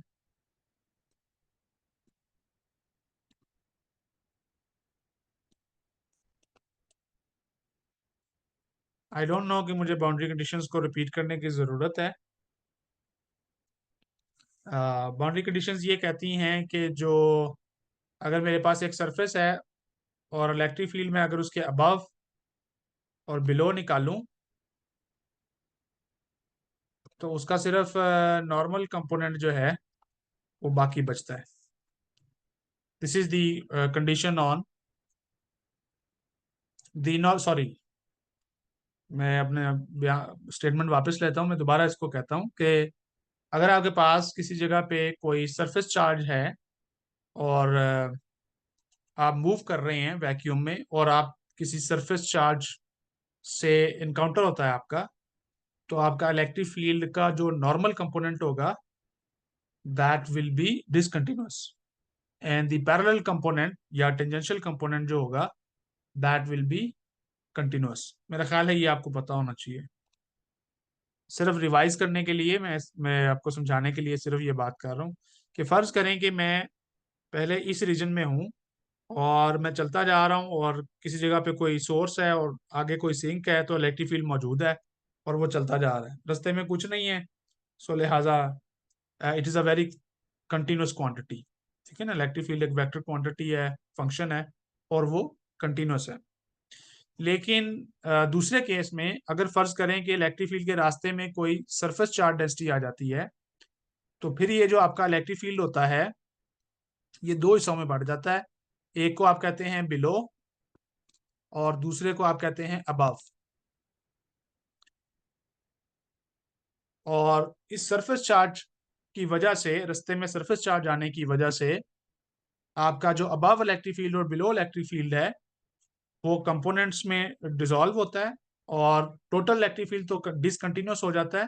लेकिन वो होता इस तरह से है कि जो पैरेलल कंपोनेंट या टेंजेंशियल कंपोनेंट होते हैं उनको तो कुछ नहीं होता, ठीक है। लेकिन जो परपेंडिकुलर कंपोनेंट होते हैं, यानी इस इलेक्ट्रिक फील्ड को आप लिख सकते हैं ना ई परपेंडिकुलर और ई पैरेलल, इसी तरह ऊपर भी और नीचे भी दोनों में आप कर सकते हैं। तो जो perpendicular to the surface component होता है वो डिसकंटिन्यूअस होता है, और जो पैरेलल टू द सरफेस होता है इलेक्ट्रिक फील्ड का कंपोनेंट वो कंटिन्यूअस होता है। ठीक है, दूसरे लफ्जों में नॉर्मल कंपोनेंट जो होता है, नॉर्मल का मतलब perpendicular, normal component of electric field is discontinuous. ये बाउंड्री कंडीशन होती है और ये डिराइव कहाँ से होती है? गाउस लॉ से। चैप्टर 2 में जाएं और आप इसको रिवाइज कर लें। और अगर आपके पास ई दिया हो तो आप पोटेंशियल की बाउंड्री कंडीशन बना सकते हैं वहां से। मैं हमेशा यही करता हूँ कि एक बाउंड्री कंडीशन मैंने याद की होती है और दूसरी मैं मौके पर जो है वो डिराइव करता हूँ। तो मैं वही काम अब यहाँ पे दोबारा कर रहा हूँ कि ये मुझे पता है डिसकंटिन्यूअस है। एन यहाँ पे नॉर्मल यूनिट वेक्टर को डिफाइन कर रहा है, normal to the plane. N is a unit vector which is perpendicular और normal to the plane. So अब आप इसका डाइवर्जेंस ले लें, तो this will become del dot,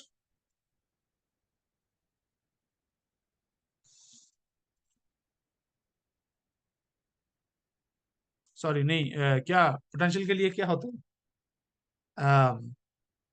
sorry, electric field is the negative of gradient of potential. So मैं इसको लिखूंगा minus del V above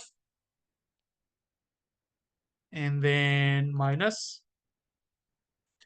del, again minus है तो प्लस हो जाएगा, del V below and then is equal to sigma over epsilon naught N. और इसको आप लिखना चाहे तो यूं लिखेंगे, del V above minus del V below is minus sigma over epsilon naught. मैंने सिर्फ साइन चेंज किया दोनों साइड का। एंड इसी को अब आप चाहें तो एक नई चीज डिफाइन कर लें,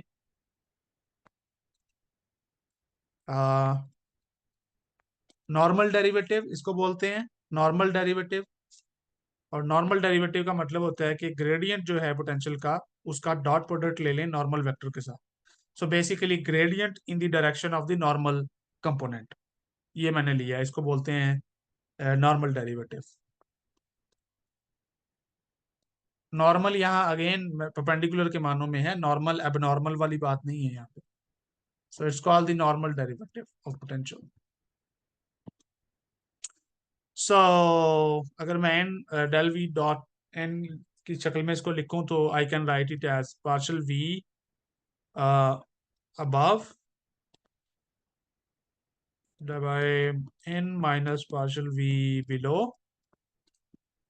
by partial n is equal to minus sigma over epsilon not. और n खत्म हो जाएगा क्योंकि मैंने डॉट प्रोडक्ट ले लिया है ना, n से डॉट कर दिया था पूरी इक्वेशन को। तो ये है बाउंड्री कंडीशन ऑन पोटेंशियल, ठीक है। एंड बल्कि boundary condition on derivative of potential which is again electric field, ठीक है ना। वो वही बात है, बस उसको ग्रेडियंट की फॉर्म में लिखा हुआ है, क्योंकि जो खुद पोटेंशियल होता है वो तो बाउंड्री कंडीशन याद है ना आपको। बाउंड्री कंडीशन ऑन वी क्या होती है कि V above minus V below scalar quantity है, इज जीरो, ठीक है। तो पोटेंशियल खुद तो कंटिन्यूस होता है अक्रॉस द सरफेस, लेकिन पोटेंशियल का जो नॉर्मल डेरिवेटिव होता है which is again coming from gradient, वो आपकी या डेरिवेटिव उसका जो है वो डिसकंटिन्यूस होता है, because electric field is discontinuous. The normal component of electric field is discontinuous. तो इसको डिराइव करने का मकसद ये था कि जो ऊपर हम प्रॉब्लम सॉल्व कर रहे हैं मैंने उसमें इसको इस्तेमाल करना है, राइट। तो ये मैंने इसलिए थोड़ी सी साइड डिस्कशन की है ताकि आपको याद आ जाए कि जो फार्मूला मैं इस्तेमाल करने जा रहा हूँ वो कहाँ से आया था। सो अब सूरत हाल ये है, अगेन चले दोबारा डायग्राम बनाता हूँ। आपको एक प्लेन दिया गया है और उसके ऊपर एक प्लस क्यू चार्ज दिया गया है जिसका फासला प्लेन से d है, और आपसे कहा जा रहा है कि ये जो इंड्यूस चार्ज है, सरफेस चार्ज है, उसको फाइंड आउट करें।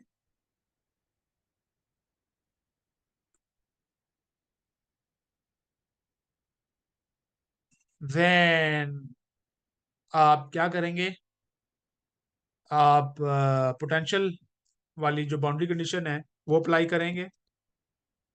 अब चूंकि हमारा जो रीजन ऑफ इंटरेस्ट है वो जी पॉजिटिव है, यानी अपर प्लेन जो क्वेश्चन में दिया हुआ है अपर प्लेन है। सो लिहाजा जो वी बिलो है उसको अब मैं इग्नोर करूंगा, और जो बाउंड्री कंडीशन है वो सिर्फ और सिर्फ लिखी जाएगी वी अबव के लिए, and that is equal to minus sigma over epsilon naught, जैसा कि मैंने ऊपर आपको दिखाया अभी डिराइव करके। तो वी अबव का अगर आपको आप सिंपली वी कह लें तो वो भी ठीक है। बहरहाल यहां से आपको सिग्मा मिलेगा minus epsilon naught partial V by partial N. यहाँ पे मैंने वी को वी अबव ही कह दिया क्योंकि वही हमारा पोटेंशियल है।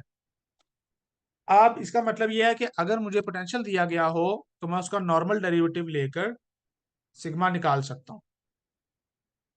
क्लियर है ये बात।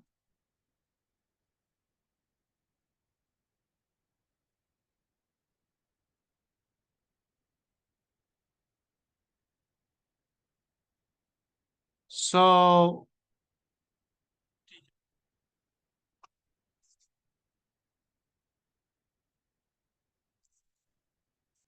अब आप देखेंगे जो हमारा प्रॉब्लम है उसमें जब मैंने एक्सिस को डिफाइन किया था तो मैंने कहा था कि ये जो वर्टिकल एक्सिस है ये जी एक्सिस है। तो इसका मतलब है कि जो मेरा नॉर्मल डायरेक्शन है, नॉर्मल कंपोनेंट है, that will be along the z direction. So इसका मतलब ये है कि जब मैं सिग्मा निकालूंगा तो मैंने v का डेरिवेटिव लेना है with respect to z, because my normal vector is along z axis, जैसा कि मैंने ऊपर आपको दिखाया भी है। तो अगर आपको पोटेंशियल की वैल्यू दी गई हो, जो कि हमने ऊपर निकाली है, मैं वापस जाता हूँ और यहाँ पे मैं इसको हाईलाइट कर देता हूँ। ये हमने पोटेंशियल की वैल्यू निकाली है। ये पोटेंशियल की वैल्यू में आप देख रहे हैं कि z एक वेरिएबल के तौर पे एंटर हो रहा है। तो इसका मतलब है कि मैं v को z के लिहाज से उसका डेरिवेटिव लेना है अब। तो वो डेरिवेटिव आपको पता है कैसे लेते हैं, वो आप कर सकते हैं, मैंने उस डिटेल में नहीं जाना।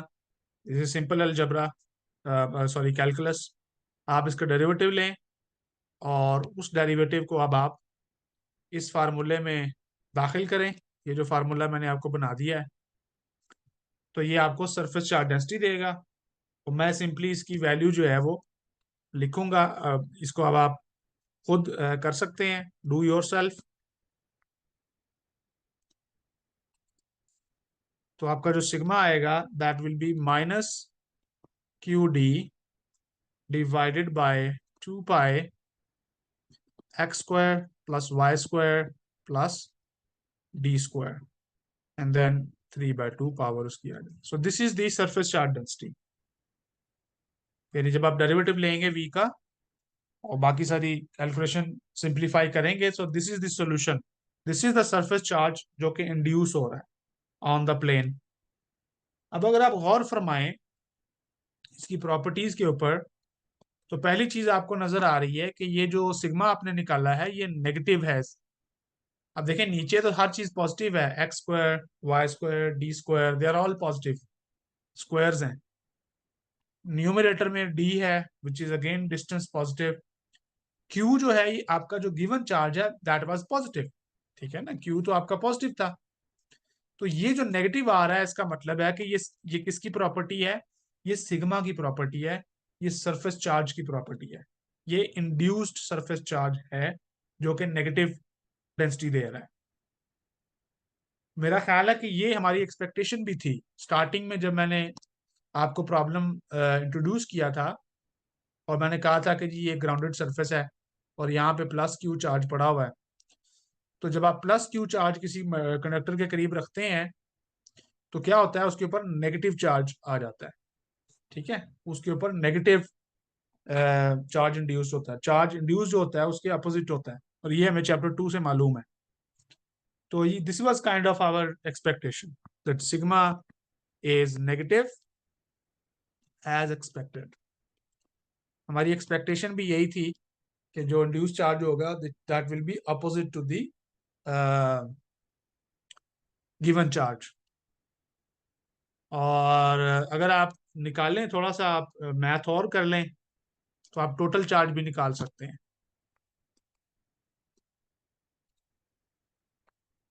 टोटल चार्ज इंड्यूस्ड या इंड्यूस्ड चार्ज जो भी है, जो टोटल चार्ज इंड्यूस हुआ है उसको निकालने के लिए क्या करते हैं आप, लेट्स से अगर मैं उसका नाम क्यू रख देता हूँ, सॉरी, इंड्यूस चार्ज का, तो आप उसको इंटीग्रेट करेंगे सरफेस चार्ज डेंसिटी को ओवर सम एरिया। और अगर आप कार्टेशियन कोऑर्डिनेट्स को लाइक करते हैं, आप कार्टेशियन कोऑर्डिनेट्स को इस्तेमाल करें। सर जी सर रिक्वेस्ट एक्सेप्ट करना फैसल की, इधर सर स्क्रीन शेयर करनी, वो डिस्कनेक्ट हो गया था कॉस्ट के तौर ओके, फैसल हयात के नाम से है। पे। जी जी जी सर, जी सर। चले मैं करता हूँ, 1 minute. Okay sir, thank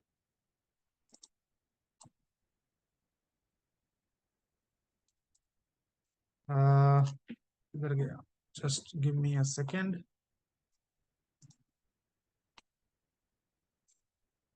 Faisal Hayat साहब किधर हैं जी।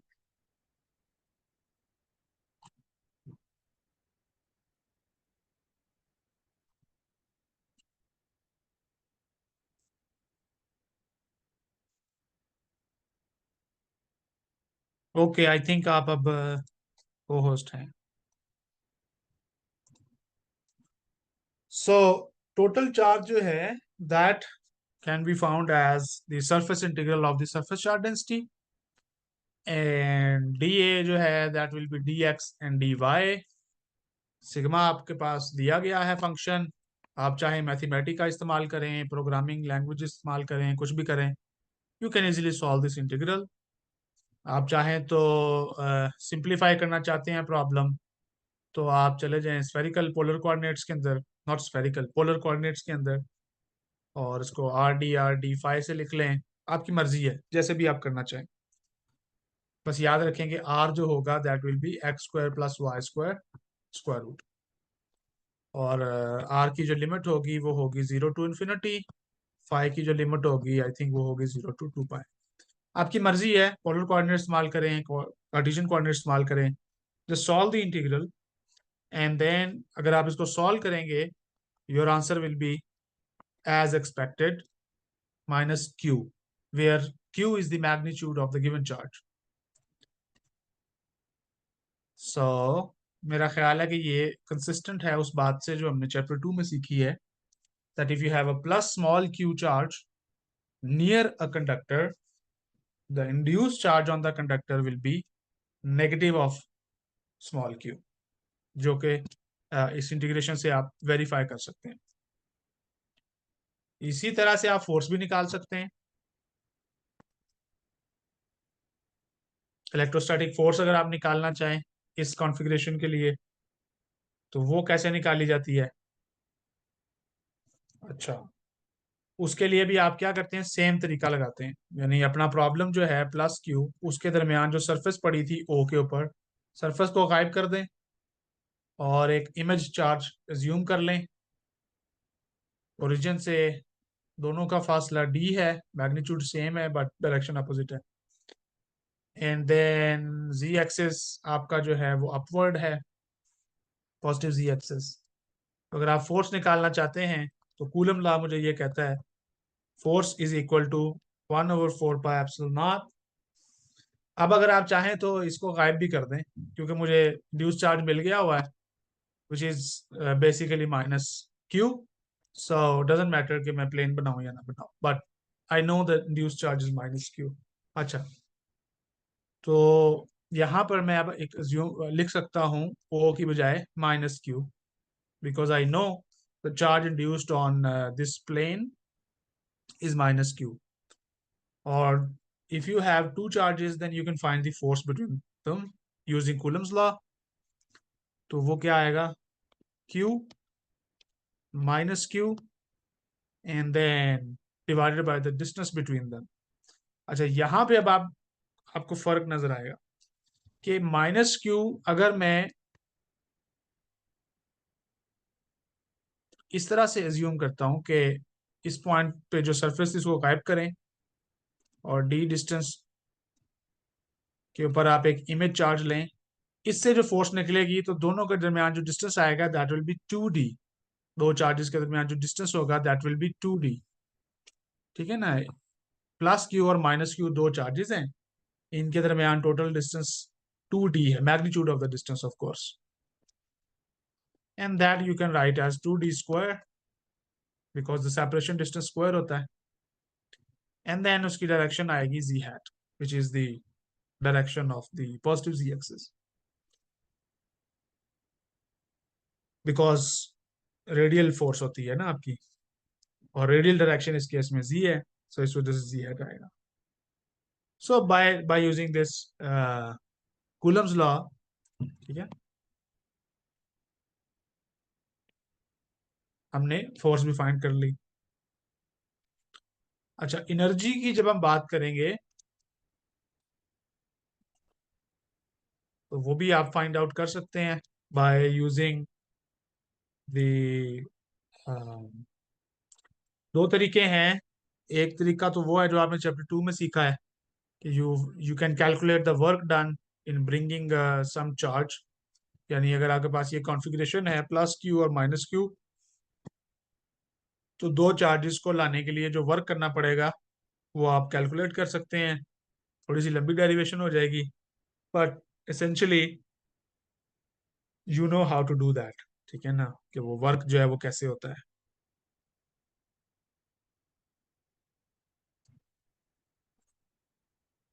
सो एनर्जी फाइंड आउट करने का दूसरा तरीका जो आसान तरीका है वो ये है कि चूंकि अब फोर्स मेरे पास है तो मुझे बार बार डेरिवेशन करने की जरूरत नहीं है, because I know that force और डिस्टेंस का डॉट प्रोडक्ट जो है वो वर्क होता है.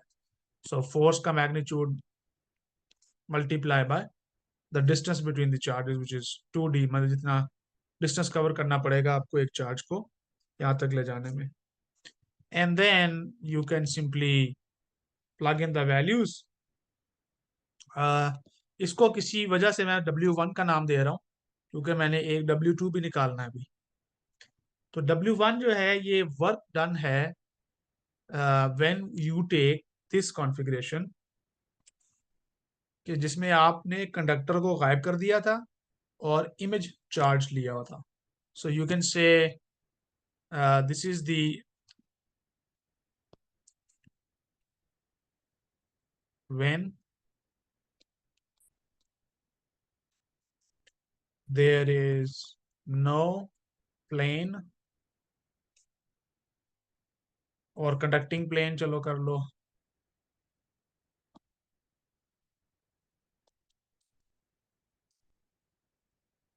ठीक है. लेकिन अगर आप इनके दरमियान एक अपनी ओरिजिनल कॉन्फ़िगरेशन पे चले जाएं जिसमें एक प्लेन है और उसके ऊपर चार्ज पड़ा हुआ है d फासले पे, इसके लिए जब आप वर्क कैलकुलेट करते हैं that will be half of W1.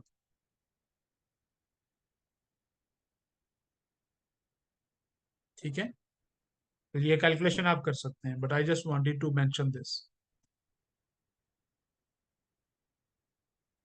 जिसका मतलब है कि W1 और W2 इक्वल नहीं है when there is a plane and when there is no plane.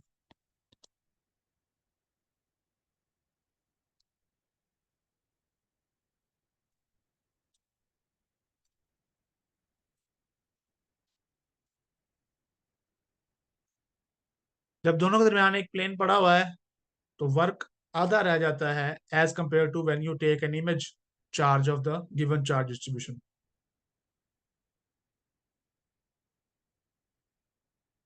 तो इसके बारे में कोई बता सकता है कि क्या आपको ये बात आपकी सेंस में आ रही है?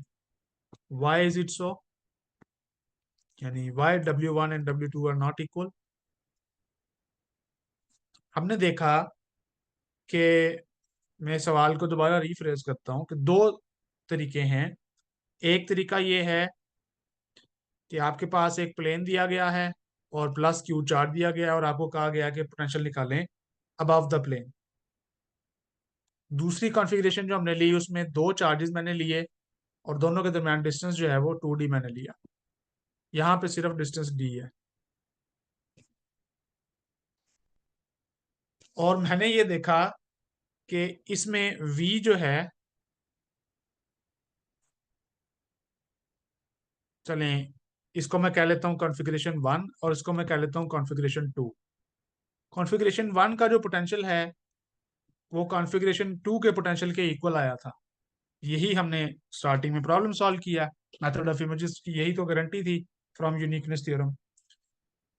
फिर मैंने सॉरी सिग्मा निकाल चले सिग्मा को छोड़ें, इलेक्ट्रिक फील्ड निकाला.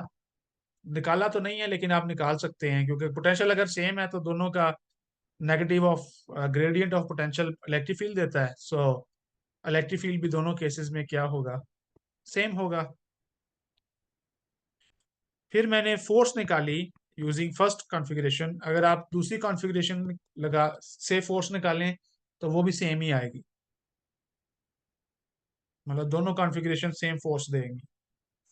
लेकिन जब आपने एनर्जी निकाली तो वो दोनों कॉन्फ़िगरेशन में सेम नहीं है. अब आपको मसला समझ आया यहाँ पर?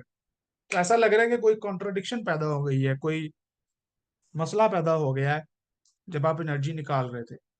और मेरा आपसे ये सवाल है कि क्या मसला पैदा हुआ, क्यों एनर्जी दोनों कॉन्फ़िगरेशन की सेम नहीं है? मैथमेटिकली तो आप कर सकते हैं सॉल्व, फिजिकली मैं पूछ रहा हूँ. Why the energy of both configurations is not same? कोई इसका जवाब देना चाहे, कोई किसी से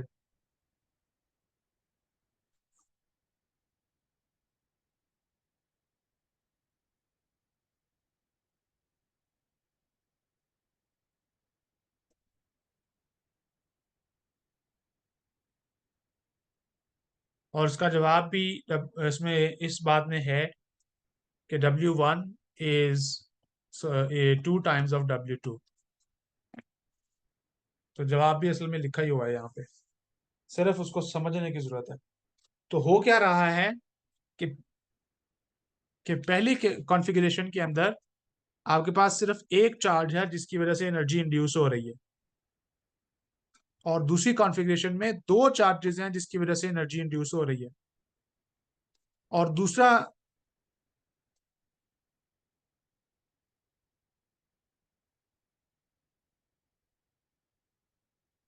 सॉरी, मैंने इसको उलट लिखा है, हाँ उलट लिखा है।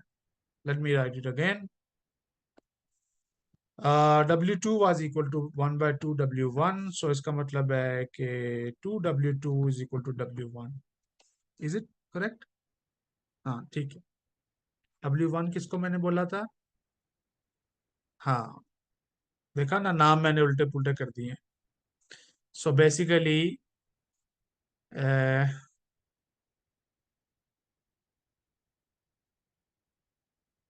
राइट, सो हाँ, कलीम कह रहे हैं कि हमने प्लेन रिमूव किया है। बिल्कुल, प्लेन तो रिमूव किया है, लेकिन एक और काम भी किया है यहाँ पे, गौर करें। दूसरी कॉन्फ़िगरेशन में आपने सिर्फ प्लेन नहीं रिमूव किया, आई थिंक मैंने उल्टा लिखा है, W1 should be half of W2। मेरी कोई करेक्शन कीजिएगा अगर किसी को पता है मैं क्या बात कर रहा हूँ। बहरहाल I think it's half of W2। सो एक तो आपने दूसरी कॉन्फ़िगरेशन में आपने एक तो प्लेन रिमूव किया है, और आपने ये किया कि आपने एक और चार्ज वहां पे इंट्रोड्यूस करवाया है। तो बेसिकली यहाँ पे क्या हो रहा है कि Z पॉजिटिव और Z नेगेटिव दोनों रीजन्स के अंदर चार्जेस मौजूद हैं, और दोनों चार्जेस जो हैं वो एनर्जी को पैदा कर रहे हैं, कंट्रीब्यूट कर रहे हैं एनर्जी। जबकि पहली कॉन्फ़िगरेशन में क्या है कि आपके पास सिर्फ Z पॉजिटिव के अंदर एक चार्ज है जो एनर्जी में कंट्रीब्यूशन दे रहा है, Z लेस देन 0 के ऊपर कोई एनर्जी की कंट्रीब्यूशन मौजूद नहीं है। तो लॉजिकली क्या होगा कि पहली कॉन्फ़िगरेशन में जितनी भी एनर्जी या जितना भी काम होगा वो दूसरी कॉन्फ़िगरेशन से आधा होगा, क्योंकि उसमें आप सिर्फ एक चार्ज को लाने का काम जमा कर रहे हैं, जबकि दूसरी कॉन्फ़िगरेशन में आप दो चार्जेस को इकट्ठे लाने का काम कर रहे हैं। तो इसलिए पहली कॉन्फ़िगरेशन का काम दूसरी कॉन्फ़िगरेशन से आधा होगा।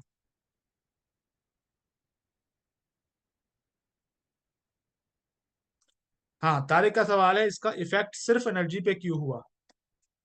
बाकी देखें, पोटेंशियल भी सेम आ रहा है कॉन्फ़िगरेशन चेंज करने से, मेथड ऑफ इमेजेस लेने से।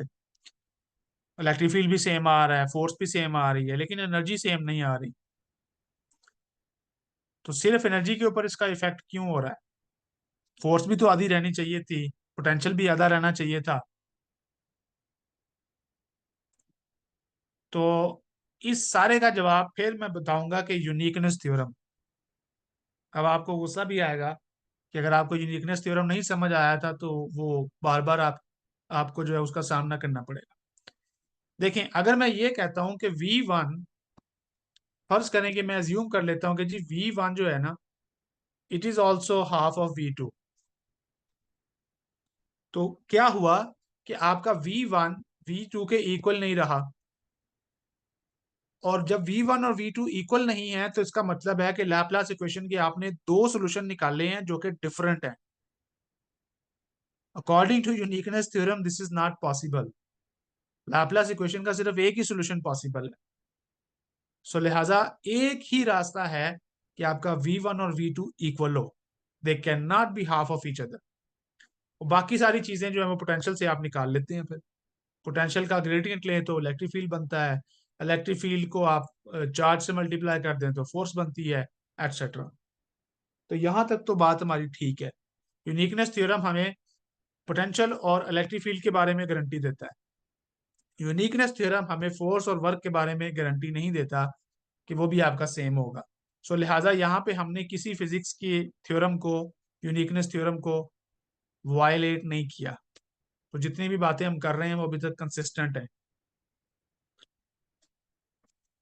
एक इसकी वजह वजह तो नहीं, मैं कहूँगा एक्सप्लेनेशन ये हो सकती है कि एनर्जी वो चीज़ है जो बेसिकली आप मेजर करते हैं। तो चार्ज एक फिजिकल क्वांटिटी है। याद रहें, अपने माइंड में ये बात क्लियर रखें कि ये जो दूसरी कॉन्फ़िगरेशन है, ये आपका गिवन प्रॉब्लम नहीं है। इसमें दो चार्जेस हैं जिनके ऊपर आपको वर्क करना पड़ा है। हमने ये कॉन्फ़िगरेशन या मेथड ऑफ इमेजेस इसलिए नहीं इस्तेमाल किया था कि हमने इसको वर्क निकालने के लिए या एनर्जी निकालने के लिए यूज करना है, नहीं। हमने इसको यूज किया था पोटेंशियल निकालने के लिए। और यूनिकनेस थ्योरम के मुताबिक अगर मैं इसका पोटेंशियल निकालूं और वो पहली वाली कॉन्फ़िगरेशन की बाउंड्री कंडीशन को सेटिस्फाई भी कर ले, तो वो एक यूनिक सोल्यूशन होगा पहले और दूसरे का, दोनों का एक ही सोल्यूशन होगा। तो उसके उस तक तो बात ठीक है हमारी कि हमने यूनिकनेस थ्योरम लगा के पोटेंशियल निकाला, लेकिन फिजिकली हो क्या रहा है, एक्चुअली वहां पे हो क्या रहा है कि जो आपको प्रॉब्लम गिवन था उसमें सिर्फ एक चार्ज दिया गया था, दूसरा चार्ज खुद ब खुद इंड्यूस्ड हुआ है। आपने वहां पे वो चार्ज नहीं रखा, आपने कोई मैकेनिकल वर्क नहीं किया नेगेटिव चार्ज को वहां पे रखने के लिए, वो खुद ब खुद इंड्यूस हुआ है। मतलब ये कि आपको उस पर वर्क नहीं करना पड़ा।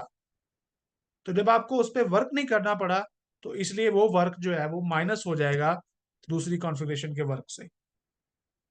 आई होप कि मेरा पॉइंट समझ आ गया। W2 वर्चुअल वर्क भी नहीं है ना, आपने वो किया ही नहीं है वर्क, ये सिर्फ एक ट्रिक है। और अगर आप इसको मजीद देखें तो जो इंड्यूस चार्ज आपका आया था सरफेस के ऊपर, दैट वाज आल्सो -Q। तो इस प्रॉब्लम में जो -Q इमेज मैंने लिया था, दैट इज एक्चुअली अस्सलाम वालेकुम सर। सर मैं फैसल हैद को बात कर रहा हूँ। तो सर ये नेक्स्ट लेक्चर का टाइम हो गया सर, वाइंड अप कर दें काइंडली। ठीक है जी, मैं इसको यहाँ पे वाइंड अप करता हूँ। जिन लोगों के फिर कोई कंफ्यूजन या सवाल आते हैं वो आप फेसबुक पे पूछते रहिएगा, कोशिश करूंगा कि वहां पे भी उनके जवाब दे सकूं, नहीं तो फिर अगले लेक्चर में हम इसको कंटिन्यू करेंगे। ओके, यहाँ पे मैं स्टॉप करता हूँ। और कल हम जो है वो मेथड ऑफ इमेजेस का एक और प्रॉब्लम करेंगे, एंड देन वी विल और कंटिन्यू जितने भी विद स्टूडेंट्स यहाँ पे जूम मीटिंग में हैं, वो ये फेसबुक पे लाइव होगा अगला लेक्चर। हाँ ठीक है, जो लोग हैं अभी, ये जूम मीटिंग यहाँ पे मैं एंड कर दूंगा। बाकी जो दोनों लेक्चर हैं वो आप फेसबुक के ऊपर जो ग्रुप है इनका, डॉक्टर रियाजुद्दीन स्कूल का, वहाँ पे आप लाइव देख सकते हैं। ओके जी, बहुत शुक्रिया।